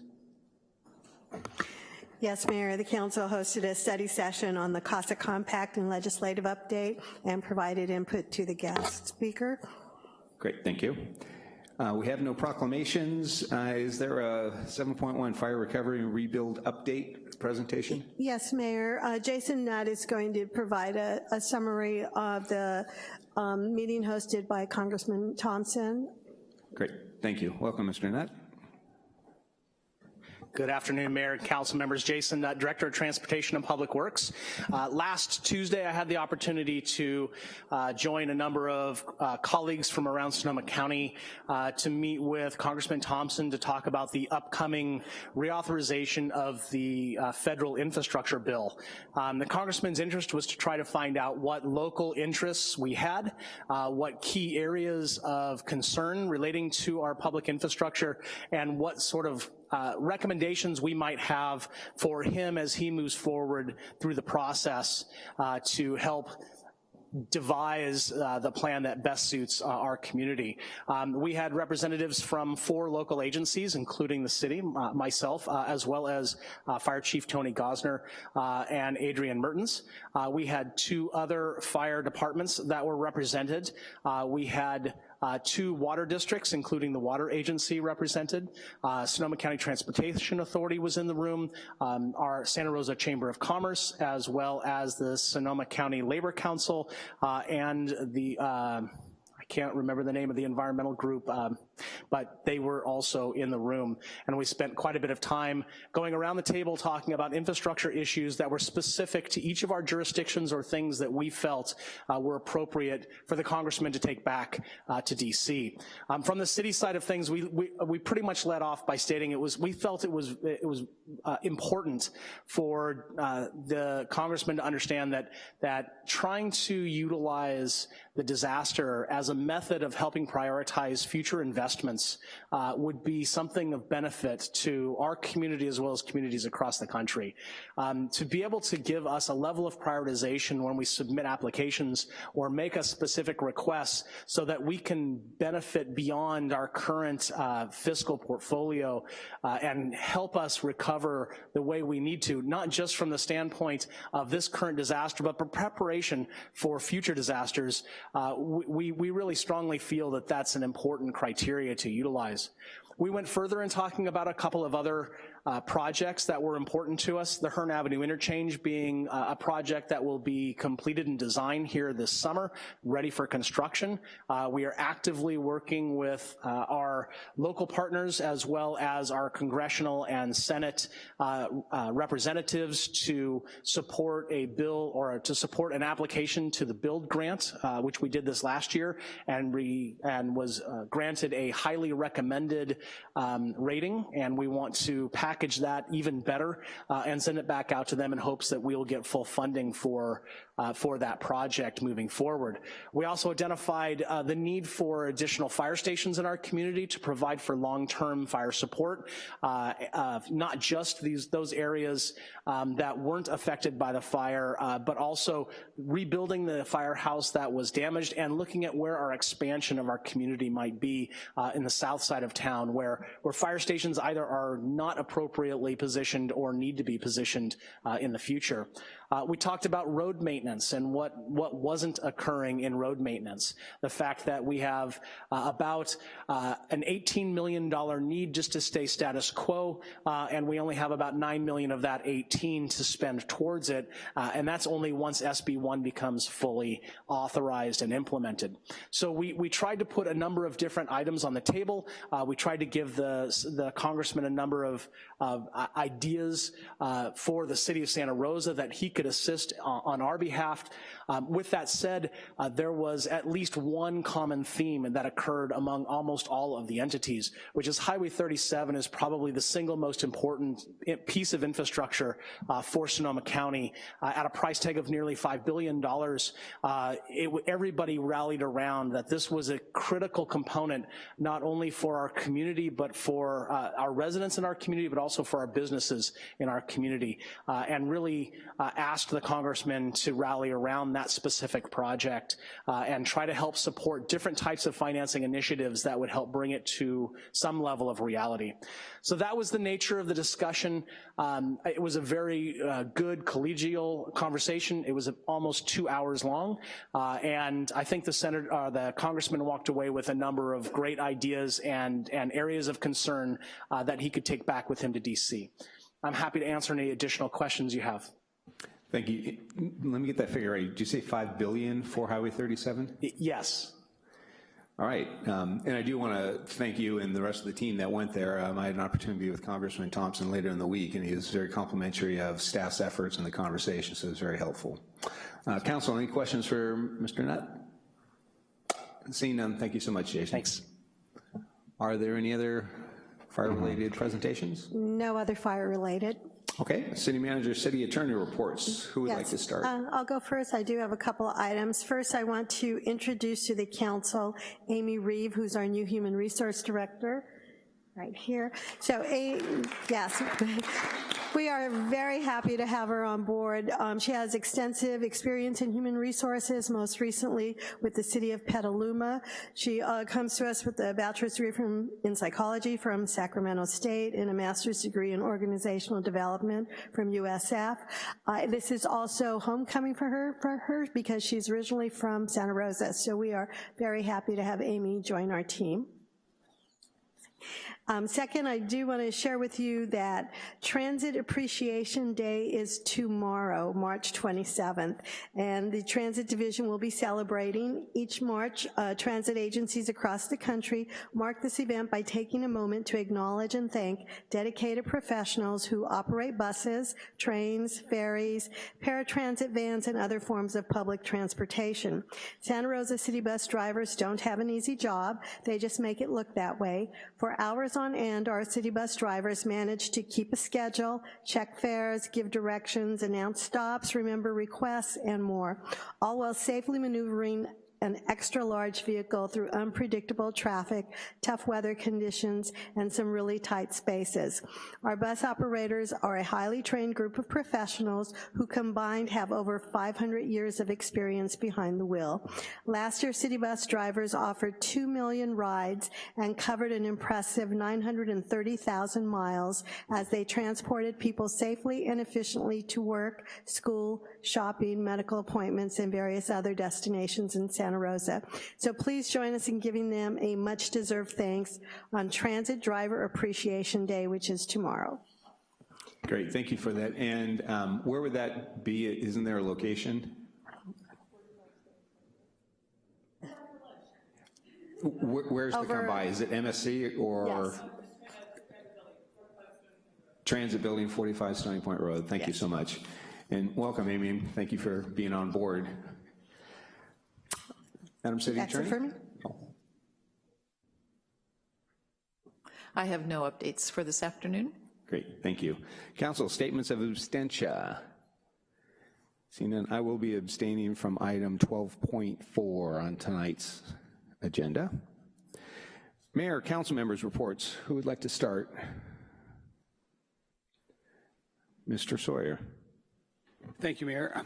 We did have a meeting of the Sonoma County Waste Management Agency on the 20th of March, And a few things going on. We did approve a draft budget, and I wanted to mention a couple of things that were a little different in moving in to our next budget. We are looking at the exploring the household hazardous waste facility in the North County. It's something that they've been considering and hoping for quite some time. They're looking forward to that. We also increased in the budget, increased the outreach programs in the community for zero waste, food scrap, and composting goals. So that's very active in some pretty large goals there. The draft budget was approved, and then we'll get final adoption on April 17th. In addition, we did have a small increase in the processing of our organics disposal. That fee will go up by 63 cents, depending on service size and jurisdiction. So there's a minor increase there, but we continue to have to deal with our composting outside the county, and that's going to go on for some time until we have our own processing, which we all look forward to. Great, thank you. Mr. Vice Mayor? Thank you, Mr. Mayor. So last week, the mayor and I had an opportunity to go down to San Francisco and talk with Commissioner Randolph, who is the CPUC commissioner assigned to the Jennings Crossing. Myself and a couple of staff members had an opportunity to really impress upon the commissioner how important the crossing remains to be to Santa Rosa, in particular talking about critical access points for bicycle and pedestrian, and with our bike bridge going over 101, how critical that is. As an update, I do know Director Nutt is working on addressing some of what we have heard from SMART as safety concerns, and will be seeking an extension on the crossing as well. Notified the commission of that, and we'll keep the council posted on what additional needs we have. Thank you. Great, thank you. Did anyone else on the side? Mr. Tibbetts? Thank you, Mr. Mayor. I heard from Doug McKenzie, who's my appointee to the Bicycle and Pedestrian Advisory Board, and he reached out pretty concerned about what's going on, the 2 deaths, most notably on Stony Point Road over there. And he had a suggestion, and one of those suggestions to make an immediate impact to enhance the safety for bicyclists in that area is to get a police officer to patrol the area a little bit more frequently. I don't know if that's something that we want to take action on, or maybe refer it to BPED for them to discuss, but I think it merits investigation since there have been 2 fatalities in the exact same location in the last 6 months. So I would recommend, I don't think it'd be appropriate for council to take action. I think our chief was here to actually extra enforcement of this. I know they're aware of those tragic incidents. So maybe even if your BPAB rep would just make that formal request with the police department requesting that extra patrol, and I know they'll get that taken care of, and they're probably already doing it. All right, thanks. I will advise them. Great, thank you. Julie, do you have a comment? Or? Thank you. We had with my colleague, Mr. Tibbetts, the first meeting of the Renewal Enterprise District, also known as RED. Basically, we established the entity during the course of that meeting and began a discussion of how to prioritize housing developments that may come before the RED. David Rabbit was elected chair and I was elected vice chair, so just reporting out on that. And I'll hold on 10.2.1 until later. Great. Ms. Fleming?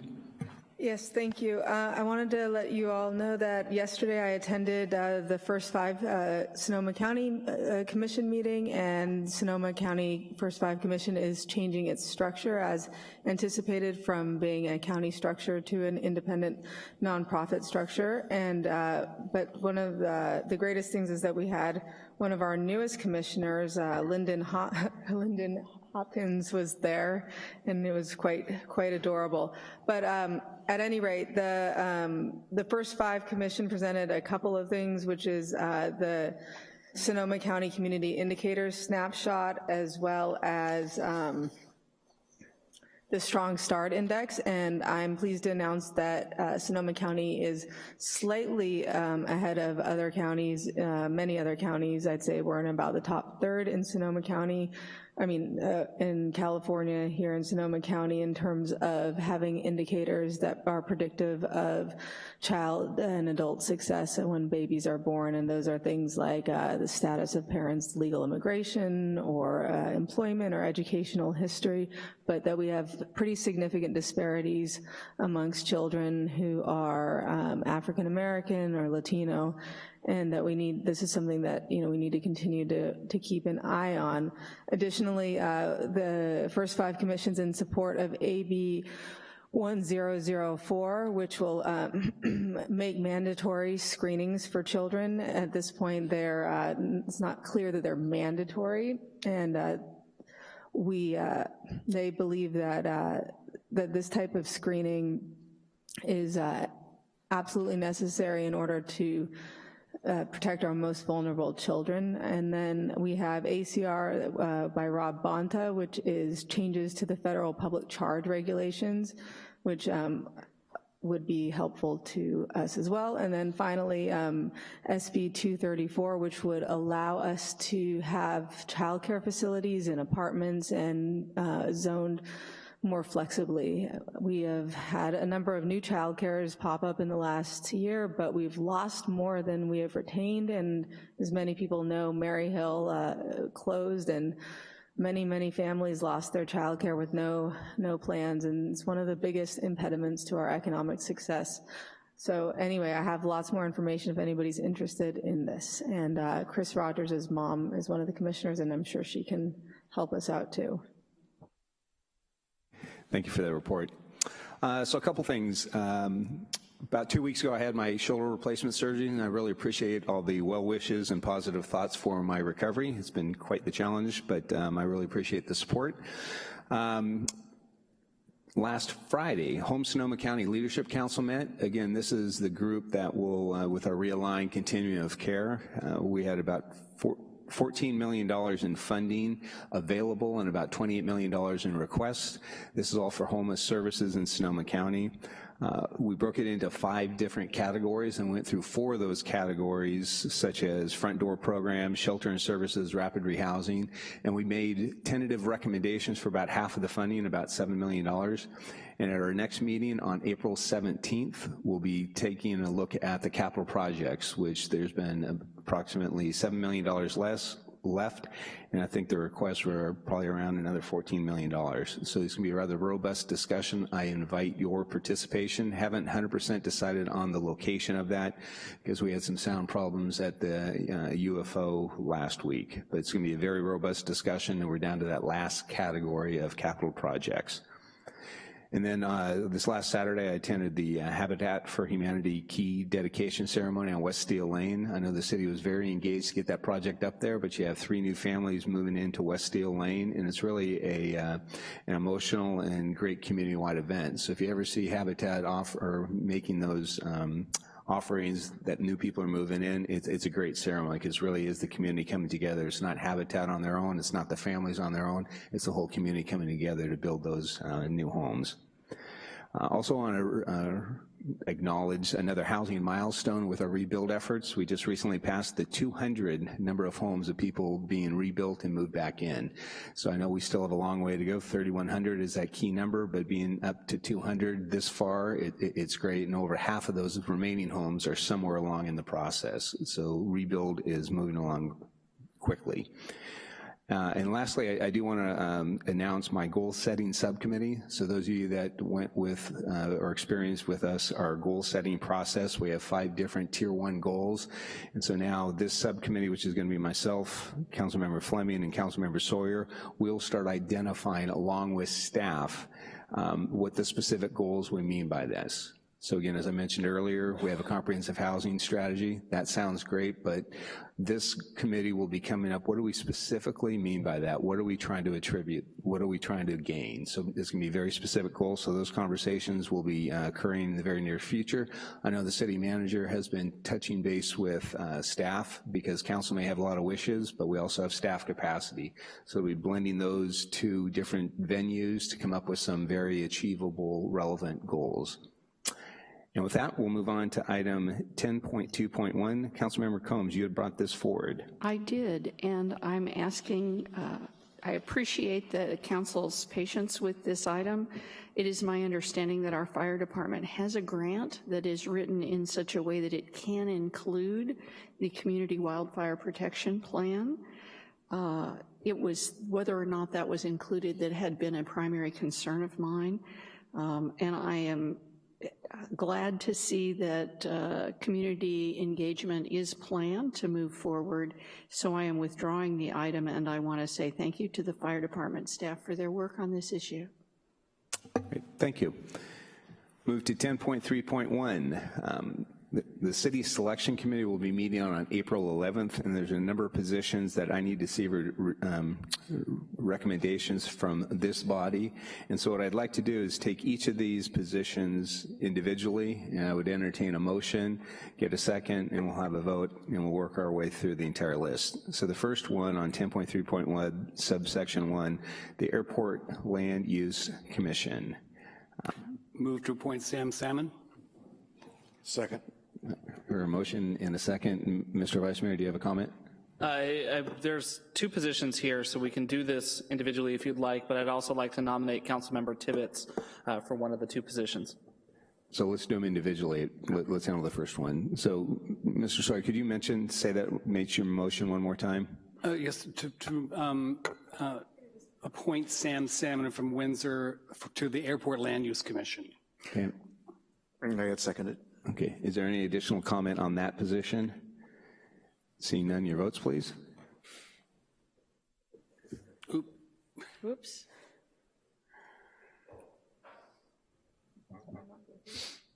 There you are. And that passes unanimously. Mr. Vice Mayor, you had a second motion you'd like to make? Yeah, I move to support Councilmember Tibbetts for the other position for the Airport Land Use Commission. Second. And who seconded that? I just did. Councilmember Combs. Any other conversations? Do we need to see if we're willing to accept that? I already asked him. There we go. Interesting position, you'll enjoy it. Your votes, please. And that is also unanimous. 10.3.1 subsection 2, the Local Agency Formation Commission, LAFCO. We have one position, one nomination, one letter received from Mark Landman from Katati. I'll entertain a motion. I move to nominate Mark Landman to the LAFCO. Do we have a second? Second.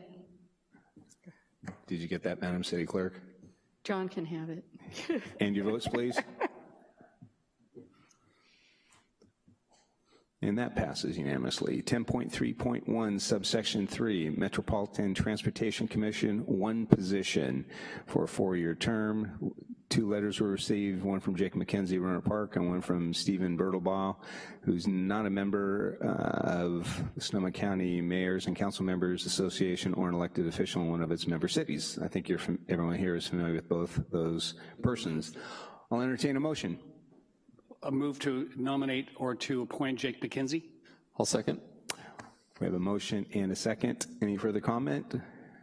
Just a sort of a quick question for the city attorney. I know that there was some chatter back and forth that our requirement might be that we have to send 3 names.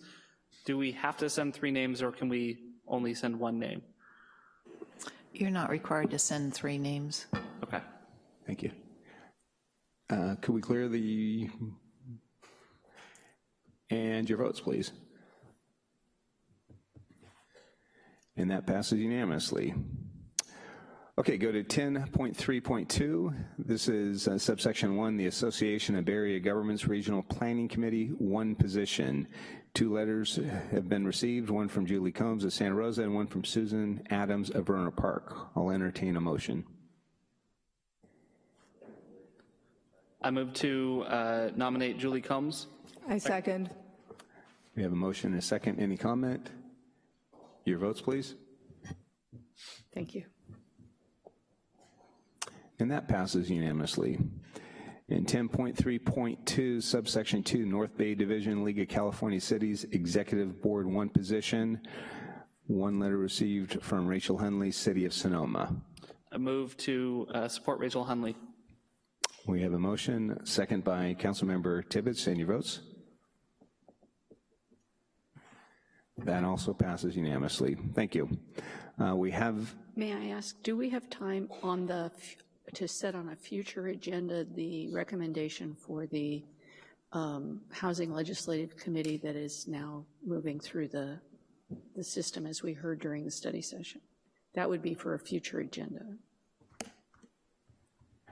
I would suggest if we're able to, because I know next week we also have some other recommendations to be made. Somebody, if you could get that. Okay, I just want to make sure that there's time the before timeline, the April 11th meeting. Yes, the timeline works fine. We can put that on the agenda for next week. Great. Okay, we have no minutes to approve. Consent items. Ms. Hurtado. And Mayor, I'll read 12.1 through 12.3 and then 12.4 separately. Okay, consent. 12.1 is a motion, contract award, Fulton Road reconstruction to Occidental Road to West 3rd Street. Item 12.2, a resolution, Fourth Amendment to Professional Services Agreement number F001238 with R3 Consulting Group Incorporated. Item 12.3, resolution, approval of 2019 update to Santa Rosa City Bus Title VI program. Council, any questions? Mr. Vice Mayor. I do have a quick question on item 12.1.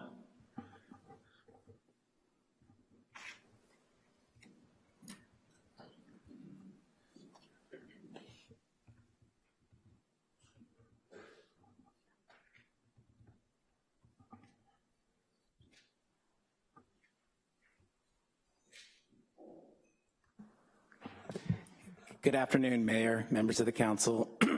I'm Greg Dwyer with Transportation and Public Works. I'm also the project manager for the Fulton Road Reconstruction Project.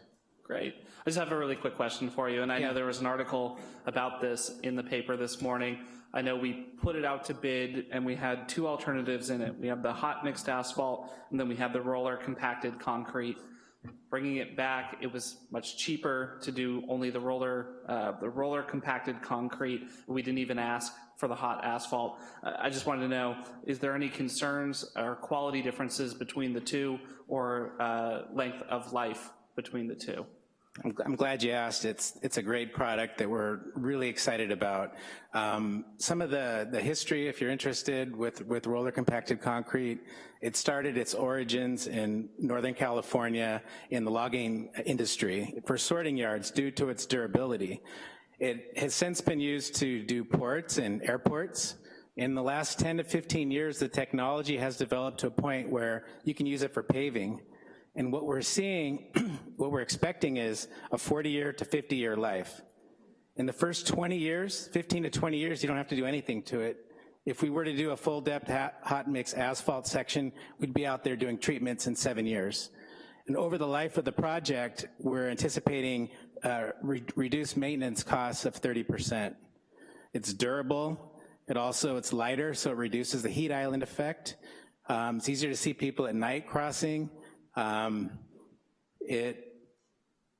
Just the longevity, the lower maintenance cost and the lower initial project cost, I think it's, a lot of people are looking at us here, as I mentioned in the article, to see its success. A lot of the contractors are excited about it.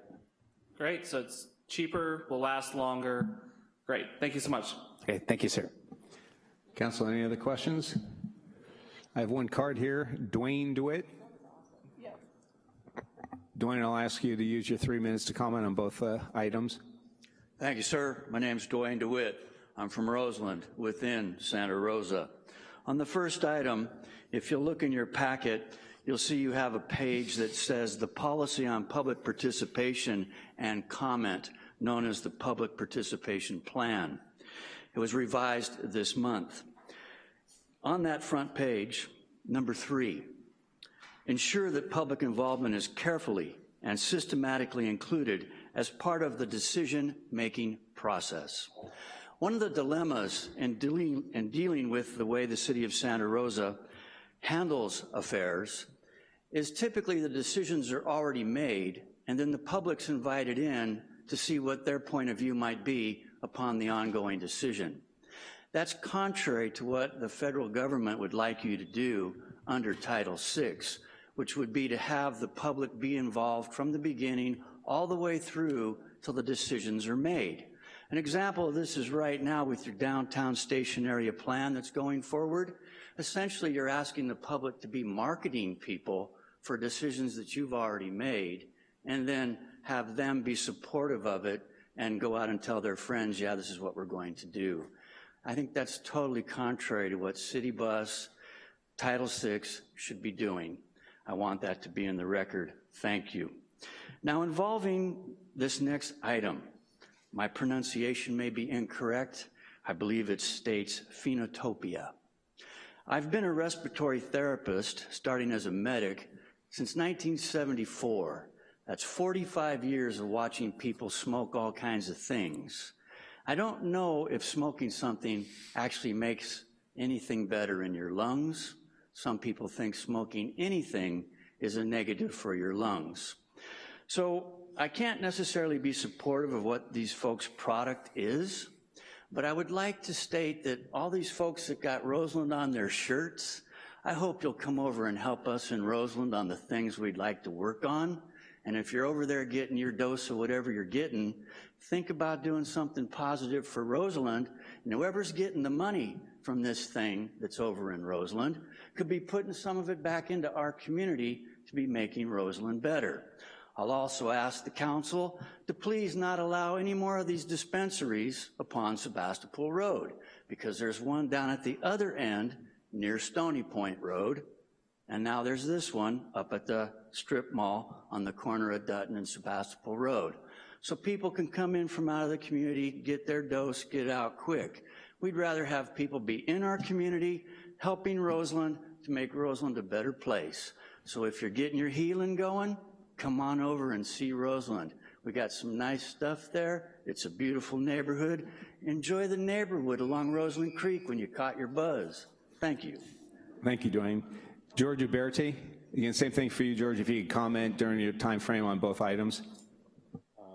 Sure, I think I'm going to go ahead and limit it to item 12.2. I'm just going to read this here for you. It is recommended by the City Manager's Office that the Council by resolution approve the Fourth Amendment to Professional Services Agreement number F00123A with R3 Consulting, R3 Consulting Group, Inc., to provide solid waste contract management assistance and support, yada, yada, in an amount not to exceed $25,000 for a total not to exceed $267,000. Now, what I hear is that this is a contract that is being added to for the fourth time, right? And I hear that it's a consulting group that's gonna help, not with waste removal or anything that is ever gonna actually benefit the public at all, but with the management of a contract. It sounds like this is an elaborate way to say we're gonna find an excuse to give a group of our friends a bunch of more money for no reason. I mean, I don't really see another show me $25,000 worth of value in this contract. I don't think it's there. I think that this is a made up way to pass money around under the table. And I think I see something like this in this agenda every single week when I come here, right? I think there is an extraordinary amount of public money being passed out to a very small group of people this way. I feel like there's a vocab word for it, and I feel like that word is nepotism, right? And I feel like that is exactly the type of thing that undermines really basic democratic concepts like equality, you know, like, I don't know, equal opportunity.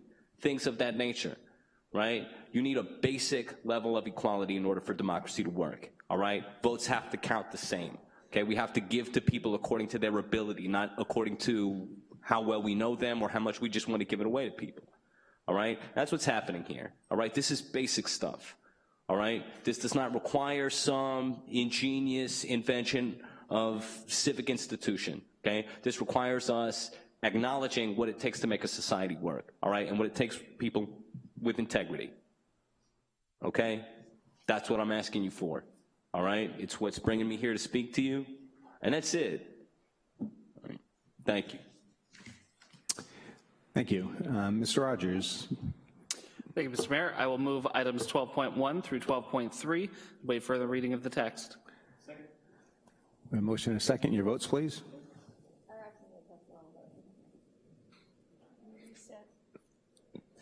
Can we get her? There we go. Let's vote again.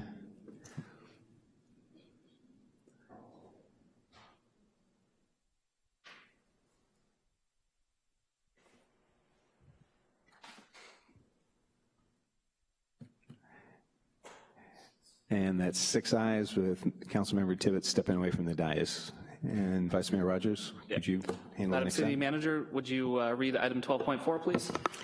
Item 12.4, resolution. Resolution of the Council of the City of Santa Rosa granting the appeal of Phenotopia applicant B and selecting Phenotopia applicant B to move forward in the conditional use permit process for a proposed commercial cannabis adult use retail facility located at 443 Dutton Avenue, APN 125-111-039, file number CUP 18-057.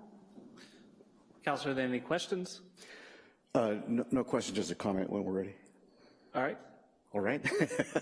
Yes, I wanted to acknowledge that on March 12th, I was the lone dissenting vote on this item, and I did have the opportunity to express my concerns as far as why I was not supporting that, and thank you all for listening. I still have some of those concerns, but as you know, I'm also a very strong supporter of the cannabis industry, so today, I am going to join my colleagues in supporting Phenotopia's next steps in the conditional use process. Great. I do want to acknowledge all the purple shirts in the crowd, and thank you all for not putting in all of your speaker cards at the same time. And with that, can we get a motion? So moved. Second. And your votes. And that passes with 6 ayes and Councilmember Schwethelm, Mayor Schwethelm abstaining. Great, thank you. Report items, let's see, 14.1, the appeal was withdrawn by the appellant and will not be heard by the City Council today. Madam Deputy City Manager, 14.2. We have public comment on non-agenda items. It's not quite 5 o'clock Oh, it's not yet. quite. You are exactly I'm right. thinking we can get this in. Very good. Great. Report items, first item 14.1, the appeal has been withdrawn, so that item will not be presented tonight. Item 14.2 is report Sonoma County Water Agency 2019-20 water transmission budget and rate increase. Jennifer Burke will be introducing the item.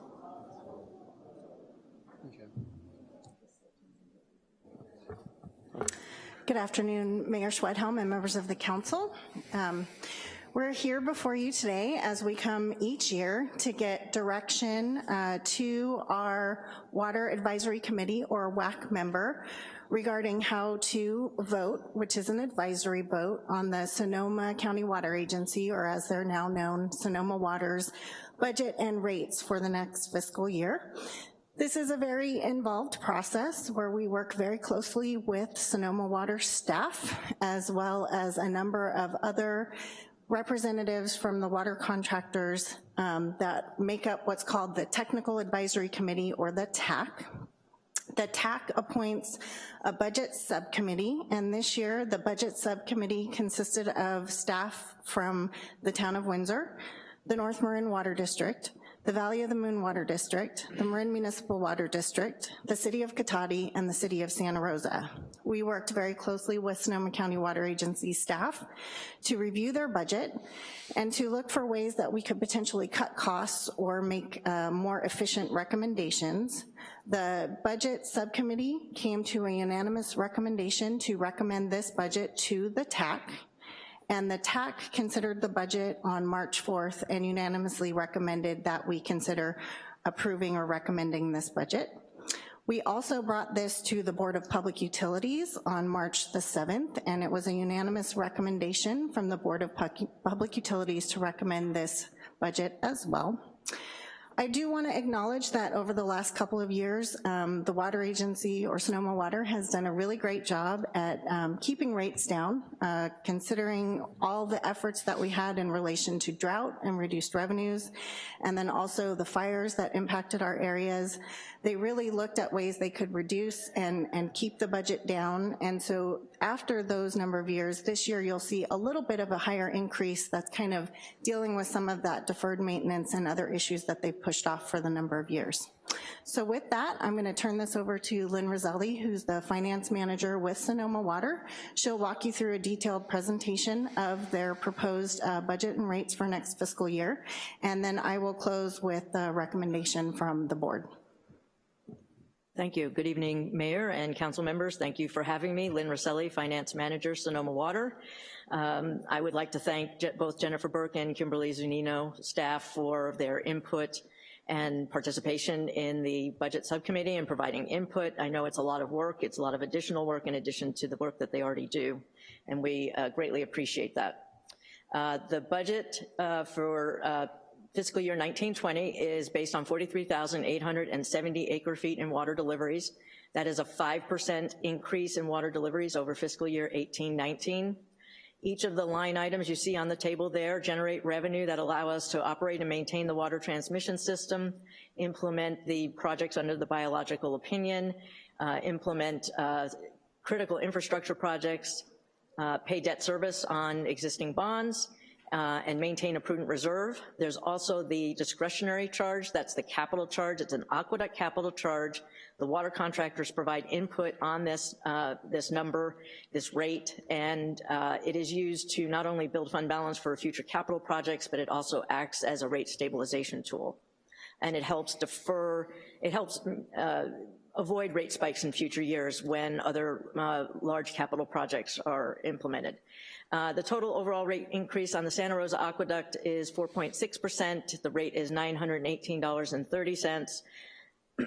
And the city of Santa Rosa put together this table for us to show what the impact is of the Sonoma Water's rate increase of 4.6% when it's passed through to the average family of 4. It's calculated on the water usage charge, and it will be 87 cents per month when it is passed through. That is the Sonoma Water's contribution when it's passed through. And that amounts to approximately $10 or $11 per year. And any questions regarding these rates can be, I'm sure Jennifer Burke would be happy to answer them, but we'll proceed with the rest of the presentation. So the rate setting calculation is prescribed by the restructured agreement for water supply. It's a fully volumetric rate. It takes the cost of operations and maintenance, divides by the quantity of water sold, and gives us the cost of water per acre foot. The restructured agreement also tells us that we have to take the lower of the last 12 months of water deliveries or the 3-year annual average water deliveries.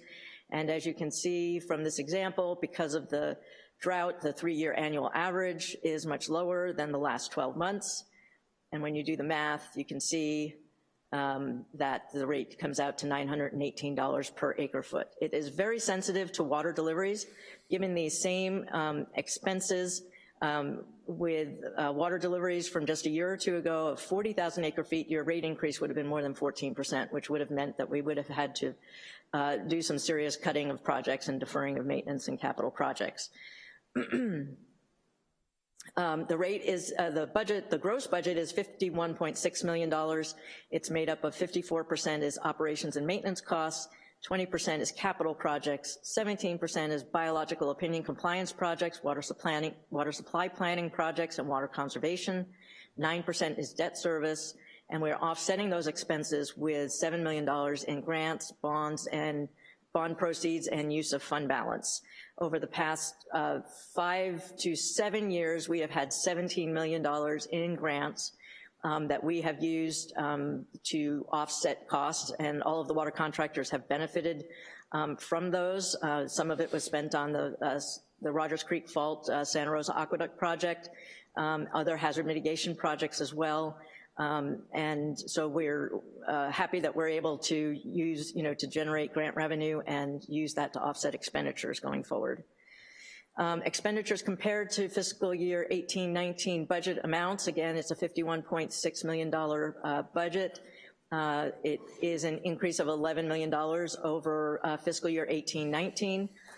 The reasons for those increases are in part operations and maintenance costs are going up. We have deferred maintenance on our 18 storage tanks that store more than 360 million gallons of water. We have deferred maintenance on those. We're entering into an agreement for $38 million over a 10-year period for tank maintenance, including tank recoats and cathodic protection upgrades.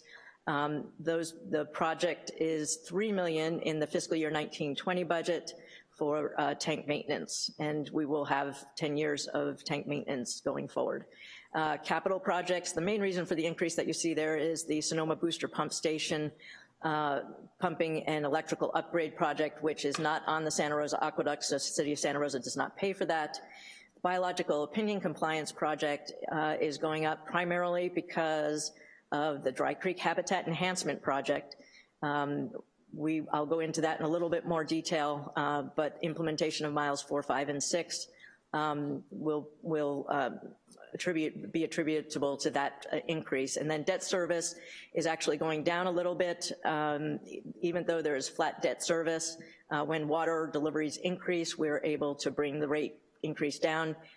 And also debt service is going to decrease because we're issuing bonds this fiscal year and the cost of issuance is included in this year. And again, we have $7 million in grants, use of fund balance and bond proceeds to help offset those costs.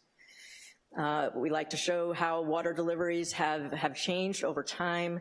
In 2008, we used to have 60,000 acre feet in water deliveries. We went to a low of 40,000 acre feet in 15-16, 16-17. That is a 33% decrease in water deliveries. That's very significant, and as I mentioned before, the rate is very sensitive to water deliveries. So we have a situation where when water deliveries are really low, we have to defer maintenance, defer capital projects. When the red line, which is the actual deliveries, is greater than the budgeted deliveries, we're able to build fund balance. We use that fund balance when the opposite is true, when the red line drops below the blue line, and we have actuals that are low, we generate less revenue, so we use fund balance to smooth the rate out. We try to keep that rate increase within 4 to 6% that's informed by our long-range financial planning process. And we are lucky enough at this point in 18-19 to see increasing water deliveries, which allows us not only to implement the deferred maintenance and capital projects, but also to build fund balance for the next drought, which we know will be coming, we just don't know when. And some of the projects that we will be implementing, the Dry Creek Habitat Enhancement Project. Dry Creek flows from Lake Sonoma into Russian River. Our collector wells pick up that water after it infiltrates through the gravel and is cleaned by the gravels. The Dry Creek Habitat Enhancement Project is required mitigation under the biological opinion from the National Marine Fisheries Service. Miles 1, 2, and 3, or phases 1, 2, and 3, were completed using Sonoma water funds from other funds outside of the water transmission system, so the water contractors have not paid for miles 1, 2, and 3. However, we're moving into miles 4, 5, and 6, and the water contractors will be paying for miles 4, 5, and 6, and we're estimating that there's approximately $20 million in costs over a 6-year period, ending in, I think, 2023, 24. That is the Sonoma Water share of the project. We are lucky enough to have the U.S. Army Corps providing a 65% cost share. So the $20 million is the 35% cost share that we are contributing. This project is not a capital project, so we can't get bond funding to support it, and it's also required mitigation, and many grant agencies do not allow funding, their grant funds to be spent on required mitigation. So we are very much working with the Corps very closely to make sure we get that 65% cost share and to keep our cost to $20 million over 6 years. We're hoping that there will be a true up at the very end, and that funds will come back into this fund from the Army Corps, and that will help reduce rates at that particular time. Other capital projects, Warm Springs Dam hydroturbine retrofit will be occurring. That will help us save energy going forward. It's a more efficient hydroturbine. The Mirabel Dam bladder replacement project is a very important project to replace that bladder, which helps us create a backwater behind the dam to infiltrate, to create groundwater supply. Wohler pump replacements, another project that was deferred. We have the Caltrans Petaluma Aqueduct relocation that's on the Petaluma Aqueduct. Santa Rosa does not pay for that. There's also the Sonoma Booster Pump Station on the Sonoma Aqueduct, and Santa Rosa does not pay for that. And then again, the tank maintenance program on the maintenance side, and hundreds of valve and meter replacements on the collector wells. Again, another deferred maintenance project. Each year, the water contractors ask us to compare wholesale water rates with other wholesalers. We don't mean to compare our rates directly to others because there are a lot of differences in how different water wholesalers operate.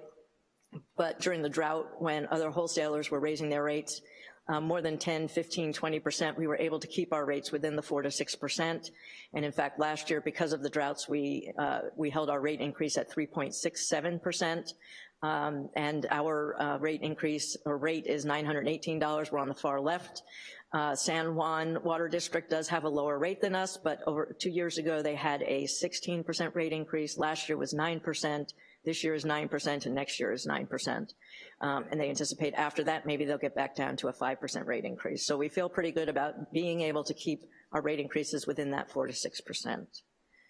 And then just to sum up, the rate is $918.30 on the Santa Rosa Aqueduct, and the rate increase is 4.6%.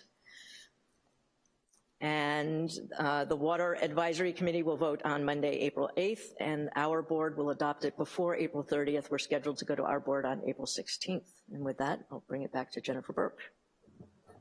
Thank you, Lynn. So just to wrap up the presentation, so the recommendation before the council comes from both the Board of Public Utilities and the Water Department to recommend that the Water Advisory Committee member, which is Councilmember Fleming, vote in favor of the proposed budget and rate increase. And we're happy to answer any questions you might have. Thank you, Jennifer and Lynn, for that presentation. Council, questions? Mr. Sawyer? Thank you, Mayor. And it's so nice not to hear 9% anymore.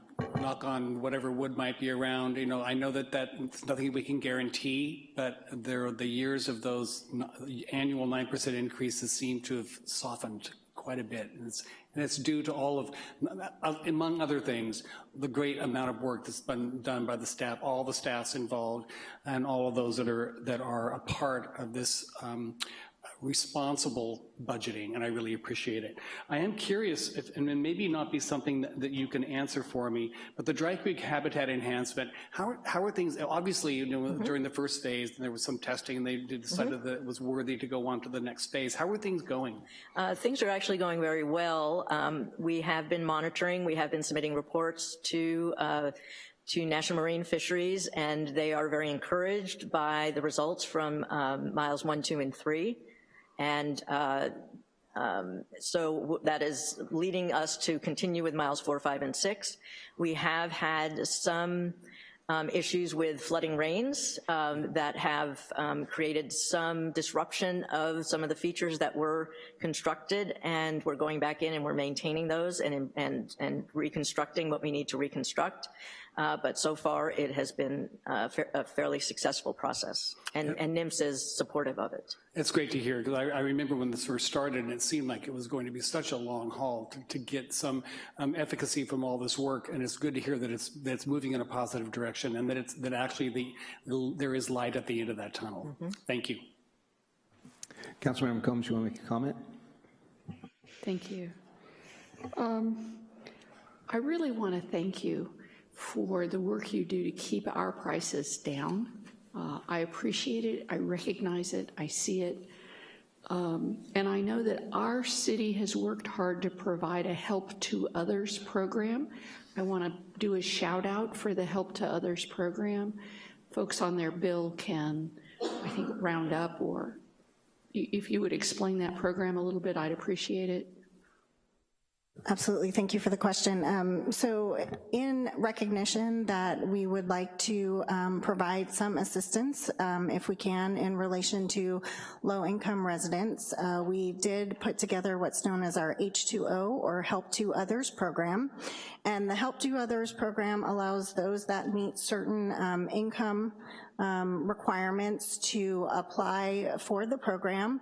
They go through a water use efficiency audit, so we help them by looking at any opportunity they can to be as efficient as possible to really eliminate waste and make sure that they're bringing their bill down from that perspective. And then once they complete that, they're enrolled in the program and they get 50% off of their fixed fees, both for water and sewer every month. So we do look at some funding opportunities through our cell tower leases to fund that program, as well as mentioned, if folks are interested, there's an opportunity to donate to that program as well, which will help provide funding for the Help to Others program. And information is available on the city's website, including all the information about how to enroll if folks are interested. I really want to thank you for that program and clarify that unlike the electric utilities, which are allowed to provide resources and different rates for low-income folks, there is the state, which is typically referred to, I think, as 218, precludes us from offering that extra help to low-income households in the same way. So I really appreciate our staff's creativity in finding a way to offer some assistance.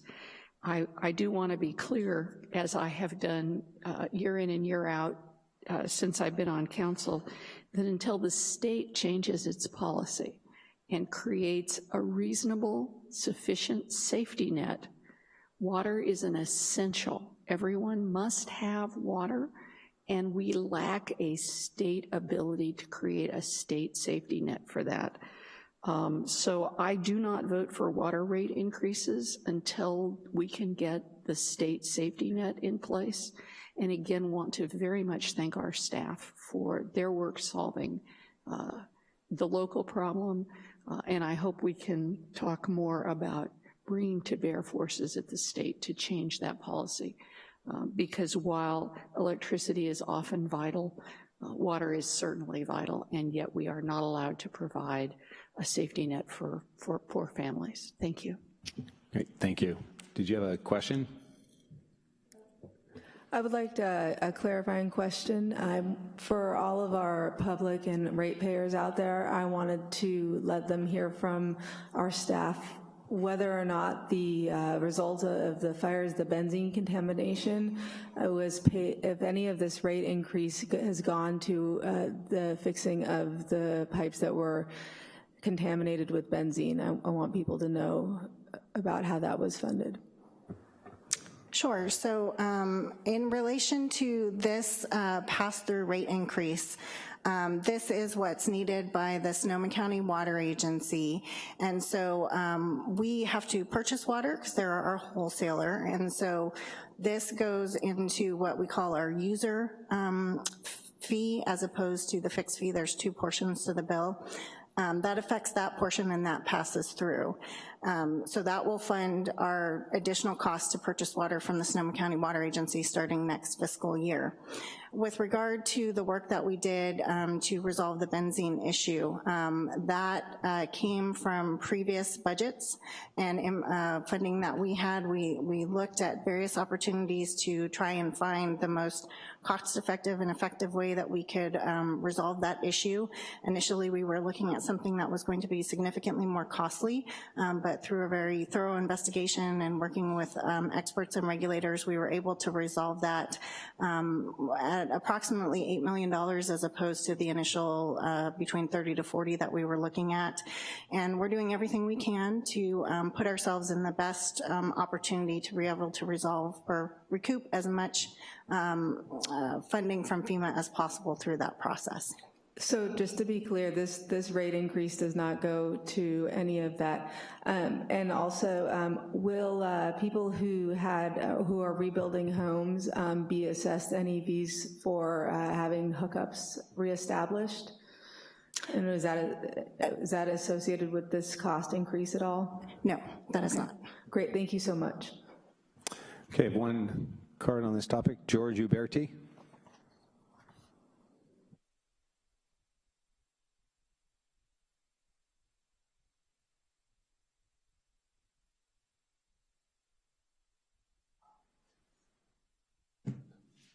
I would just like to say that we're talking about rate increases right now. I feel like you should probably get what you pay for. Now, you know, we pay for our water to be cleaned.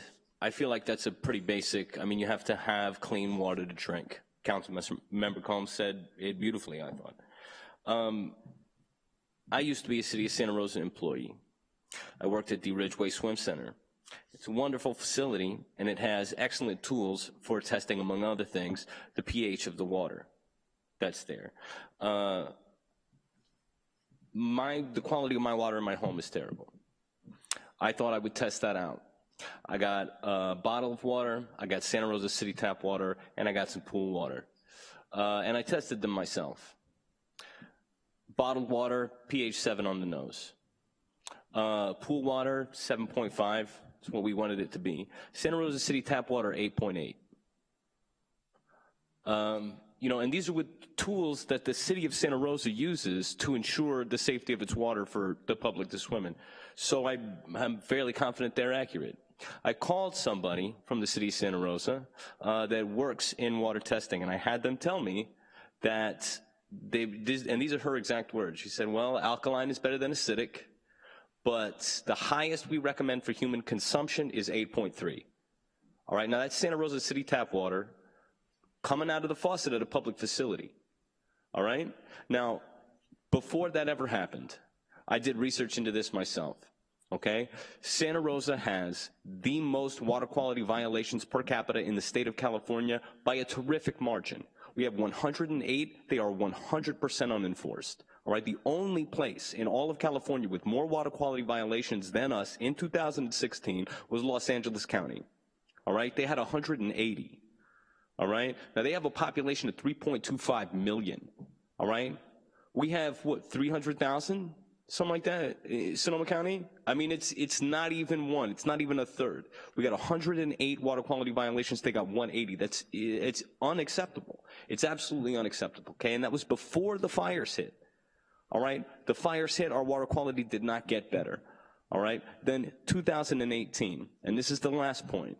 Okay, so for my own testing of the water, the stuff coming out of the faucet at my house, the stuff coming out of the faucet at a public facility, the public figures that are disclosed about the amount of water quality violations we have, and now, okay, at the Laguna de Santa Rosa, rather than cleaning the water, we have a water quality trading program. Water quality trading, I don't want to trade the quality of my water for anything, all right? We're selling away our right to clean drinking water. That is wrong.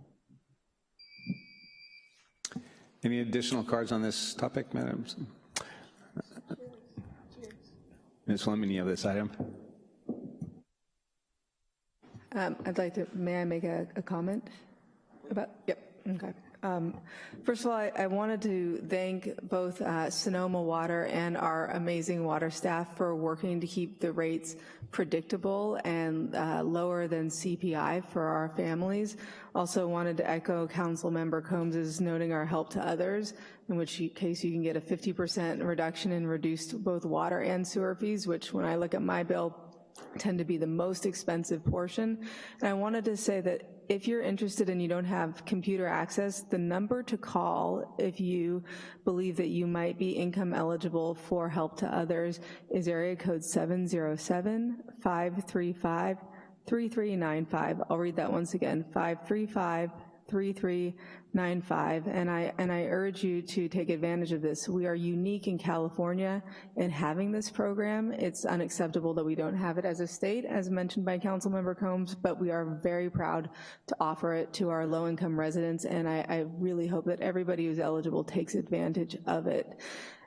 So the other thing I wanted to mention was that that last year that that these costs were deferred in light of the fires, and also thank the staff for doing that. And again, I find that these 87 cents per month is a reasonable amount. So I will pass it back to the council for any other comments, and seeing none. Okay, I'd like to move that the recommendation of the Board of Public Utilities and the Water Department consider the proposed rate increase and provide direction to myself to pass it on April 8th, and I waive any further reading of the text. Second. We have a motion and a second. Your votes, please. And we have 6 ayes, 1 no, the no by Councilmember Combs. Thank you. Thank you for the presentation. Okay, we'll move to item 13, public comment on non-agenda items. First up is Dwayne DeWitt, followed by Nancy Wong. Thank you, sir. My name is Dwayne DeWitt. I'm from Roseland within Santa Rosa. First, I noticed that the picture of former Mayor Bob Blanchard is not here on the wall, and I was hoping that you'd honor that Army veteran by getting his picture back up there on the wall. So I just asked the clerk to hand out to you a letter that was sent to the city 5 months ago from Congressman Thompson. And there's a typographical error in there that wasn't noticed at the beginning, and that's that their staff neglected to put in Roseland Veterans Trail and repeated the word Grove twice. And so along with the letter that you've gotten, there's also a notice about how the United States Department of Veterans Affairs has a funding program now to help disabled veterans with various exercise activities. During the master planning for the Santa Rosa City Bicycle and Pedestrian Master Plan, we had been pointing out that the bike path just to the south of Roseland Creek was where veterans had been hoping we could do the Veterans Trail. And we'd been talking about this for many years. So this letter came to the city almost 6 months ago now, and today Vietnam Veterans of America said that no one from the city has contacted them about this matter that Congressman Thompson takes pretty seriously, and he's even stated on there that he thanks the city manager for careful consideration on these efforts. So what the veterans are trying to do is not just get that bikeway, greenway designated as a veterans trail and we'd be out there helping on it, but also try to bring in funds from out of the area. We've done some good things. We helped the county get $392,000 to do brownfields research. So we know we can do some positive things, but perhaps those amounts of money don't seem large to you. We're hoping that you folks would reach out to the veterans groups and help us to get this veterans trail. And all that we've been trying to do, we've never asked for money from you. We've tried to bring in something for you. And we do that just for what Howard Schultz, who's now a current candidate for the next presidency, talked about in his book, For Love of Country.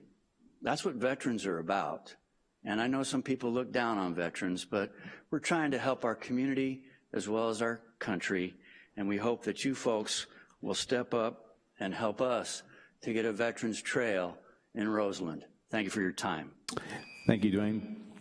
Nancy Wong, followed by Steve Denwright. Good afternoon.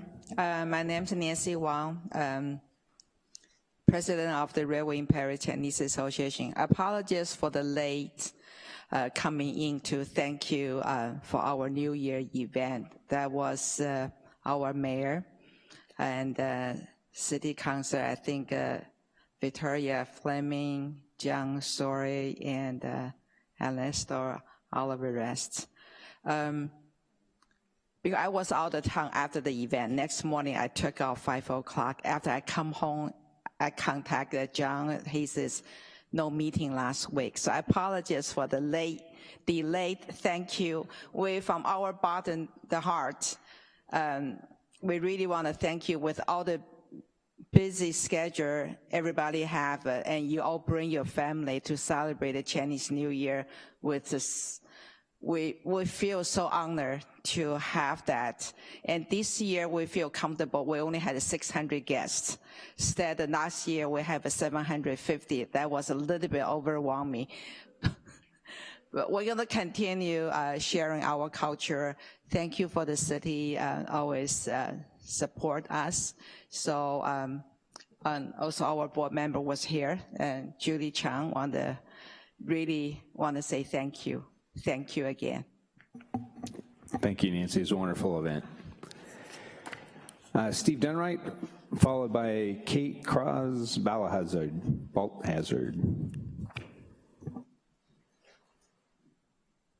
Good afternoon, Steve Dunright, Homeless Action. Happy third Tuesday in Lent. I have a few questions. I don't know, can you guys ever answer questions? Because I'm still wondering about, are you guys doing an EVA on Catholic Charities? It'd be an interesting story. The stuff that would come out would be amazing. And why is homeless, anything to do with the homeless on a non-agenda item? Is it, they didn't all perish today, they're still getting water and air. And where is the $583,000 that was coming down the tubes last May as your secretary or treasurer said, hey, you got money coming? And since there's all 7 of you here right now, we could have what would be called a unanimous motion, and all I need is 4 positive votes, and maybe 4 porta potties could be out throughout the city in a few places where there's more than 4 pads have already been prepared for porta potties, and I'll provide the homeless to use them up and make them feel appreciated. And all you guys gotta do is say, make this thing in motion and make a vote, and finally something could be said. There's a word called resolution, and I've been speaking for a long time. I've not heard any resolutions, and it'd be something for people to start clapping. And I can guarantee I could bring a whole bunch of people, homeless people here next meeting to say thank you very much, and some of them in different languages to say thank you for some generosity, provide anything like that. So if there's any way, could we conduct a vote? Does anybody here think that the homeless need a place to go to the bathroom? Is there any public people that could raise their hands? How about you guys? If I'd have known about this meeting, I could bring, how many homeless do you need to have something like this? Just, we're asking for 4 places to go to the bathroom, and maybe permission to put cardboard down once in a while, because it's just, it really makes it poopy when you gotta wonder where the heck you can go at 6 o'clock in the morning, because some of them, I will admit I'm speaking for homeless, and some of them I think have some problems, malfunctions, and then there's some good ones, but they all have the same problems that you guys have. I learned to tolerate cold.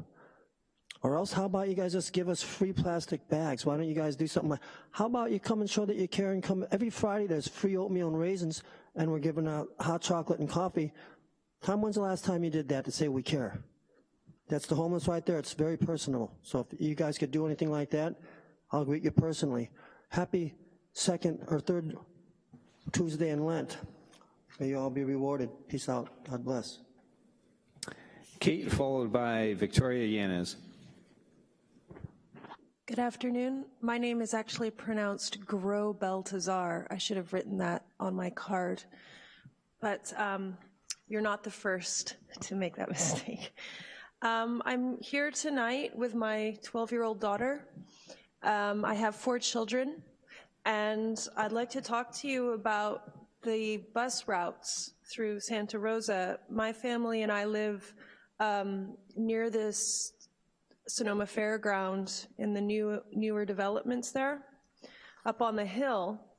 What I'm here to ask for is to place an item on the agenda to discuss the usefulness and the practicality of the current bus lines. A number of residential areas I've noticed do not have access to the bus lines, and my neighborhood is one of them. And so what happens for a family like mine is that if I'd like my daughter to ride the bus, she has to walk underneath the freeway, down by Dunhauer Park, underneath the freeway, past the 7-Eleven, and then she can get on the bus to go to school. Well, of course, I won't have her do that because it worries me too much. And so what I find is that the bus is not really helpful for my family, and I think that's a great shame because obviously riding the buses is good for the environment. It allows the children to develop healthy independence from their parents. My kids are getting to an age where they don't want me chauffeuring them around, and I have too much to do to be doing that. And since the fires, the concentration of our neighborhood has changed. My neighborhood was built before the fires, but I noticed that there wasn't a reassessment of the bus lines and whether they serve those communities. It seems the venue wouldn't allow me to, I mean, obviously you can access this, but when I look at this, what I notice about it is that the bus lines are set up like the spokes of a wheel, but sometimes you don't want to go all the way into town before you go back out. And so it'd be nice if there was a circular rim on the bus routes. I think that's pretty much my reasons for asking you to put this on the agenda for some discussion and investigation. I think that our current system is a little bit, the layout is a little bit dated, and it doesn't serve the residential communities really, some of them at all. That's all. Thank you very much. Thank you for your comments. Victoria Yanez, followed by Elizabeth Ridlington.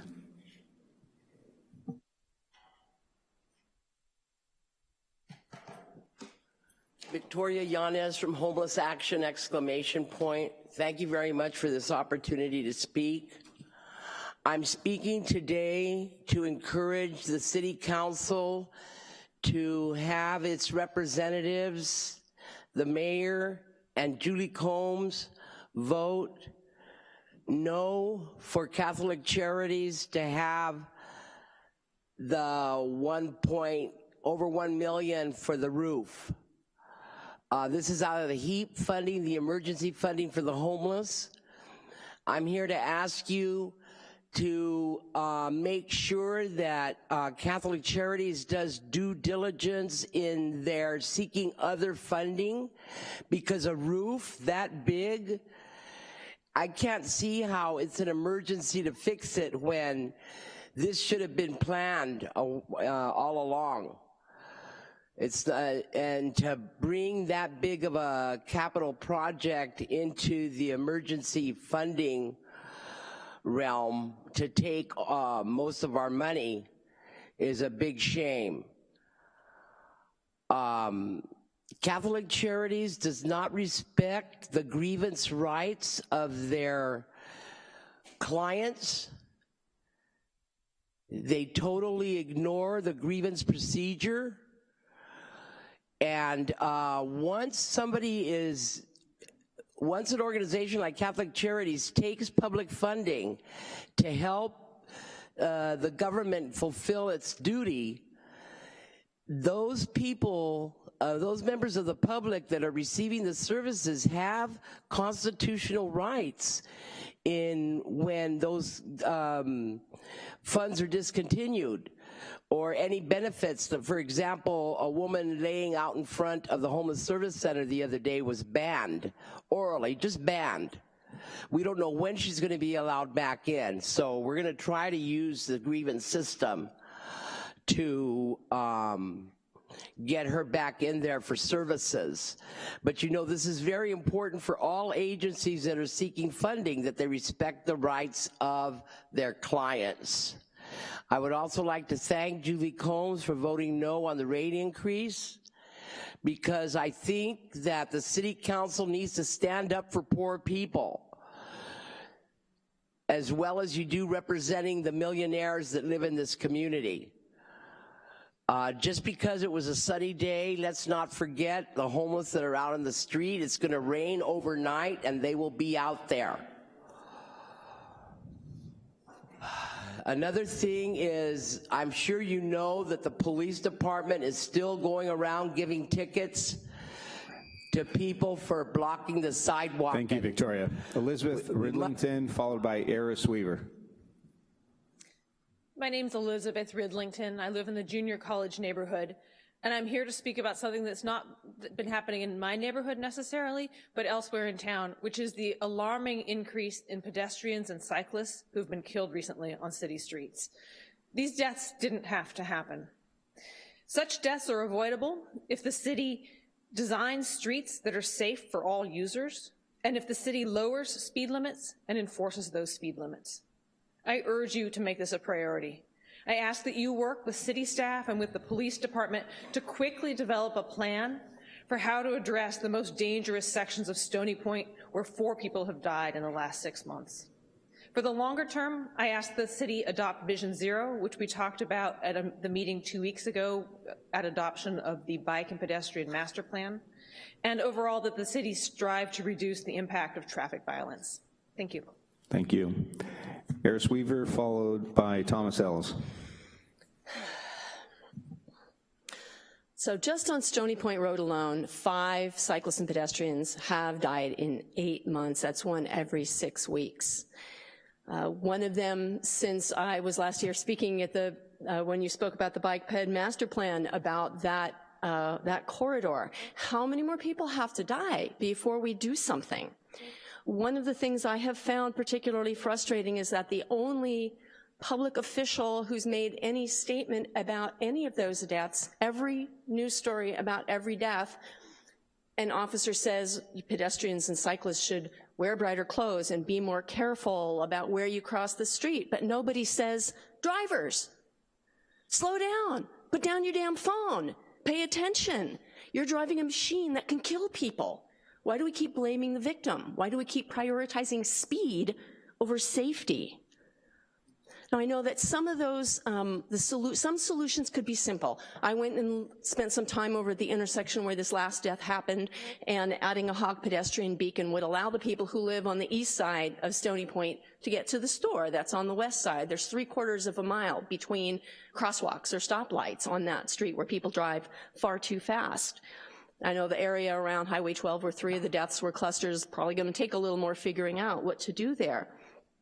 But other cities have committed to Vision Zero, which is saying that we don't find any deaths acceptable. We're aiming for 0. What would our policies look like? What would our enforcement activities look like? What would our infrastructure look like if we stopped assuming that these deaths are just what happens and prioritized minimizing them? Thanks. Thank you. Thomas Ellis.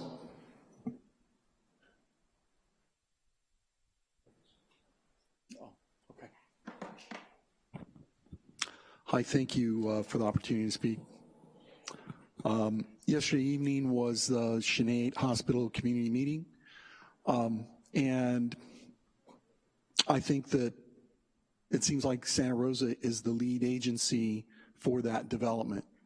And I know people have been put through a ringer. Those people that were up there mentioned how inconvenient it was and how difficult it was in the previous,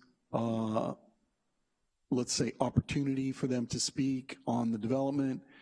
And it seemed to me, after watching what was communicated and seeing, it seemed to me that I believe that when the city has an application before it, it's going to have to go through the very same amount of public participation and offering, and those people up there are not going to be happy. The consequence of the third time around is going to seem to them, like they said right there, they said, why are we here? This seems like the wrong meeting. We're meeting with the county, and the city is the one who's going to have authority over the development. Why are we even having this meeting? You know, so I'm just the messenger on that one. On the issue of these pedestrians, they're very unfortunate. This is terrible, particularly the consequence on Stony Point. what's written in the paper is they're pedestrians, but further down in the article, that was a homeless man, and he was well known in the area. They said he was the happiest person that they knew. This guy was always happy. And in the morning, the guy driving didn't see him. Now, I'm a civil engineer, and I study accidents. And that accident with that car was not at 35 miles an hour. That was heavily damaged. That car was extremely damaged. And the woman who said when she was raking her yard in the morning there, very early before she went to work, she was raking her yard and she heard the noise and she turned and she saw the guy fly into her mailbox. And when he hit the mailbox post, she said that was what killed him. It wasn't exactly the car, because the car flexed and the car bent a lot. But the mailbox post didn't bend. That was in concrete. She said that was in concrete, and that's what killed him. You know, but he flew because of the car. He flew because of the car, because that car was speeding. There's no doubt about it. I mean, you can measure that. You get the photographs, you get binocular photographs, and you can calculate the exact speed that he was going. Not sure. Can't read it at all. Don't even have a good guess. Lovely. That's great. I don't like it anyway.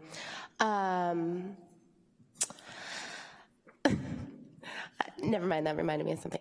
I would like to thank Julie, while we're in the mood of thankfulness today, for having a really good civic initiative. Whenever someone comes in with something that is tangible and a good idea, you seem to jump up and make it happen, and that's very beautiful. And I'd love to just end it at that, but I'm a chatty one, so. Yeah, it's a shame that we don't have more people working in and able to have a more diverse pool of people working on street safety constantly, and we could do that by upping our revenues and tourism and whatnot, by having more bus systems. Healdsburg has their boozy route, you know, it goes around Healdsburg and picks up people. We could have a Santa Rosa sponsored smart train shuttle from the ferries to the train, you know, cozy, maybe with a toast on it or whatever, but get people up here. There's plenty that we could be doing more if you got more diverse people in your system with ideas. I don't know, but yeah, Julie always seems to focus on that, so if we could make her like the czar of Sonoma County, that'd be great. Thank you. Thank you. Meredith Kaplan.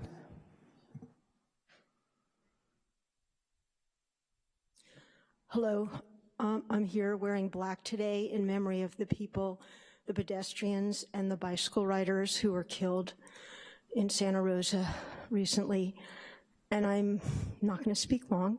I just want to say I hope that you will create the infrastructure to make our roads safer for all people. Thank you. Thank you. We have no additional cards for public comment, no additional items. We'll adjourn the meeting.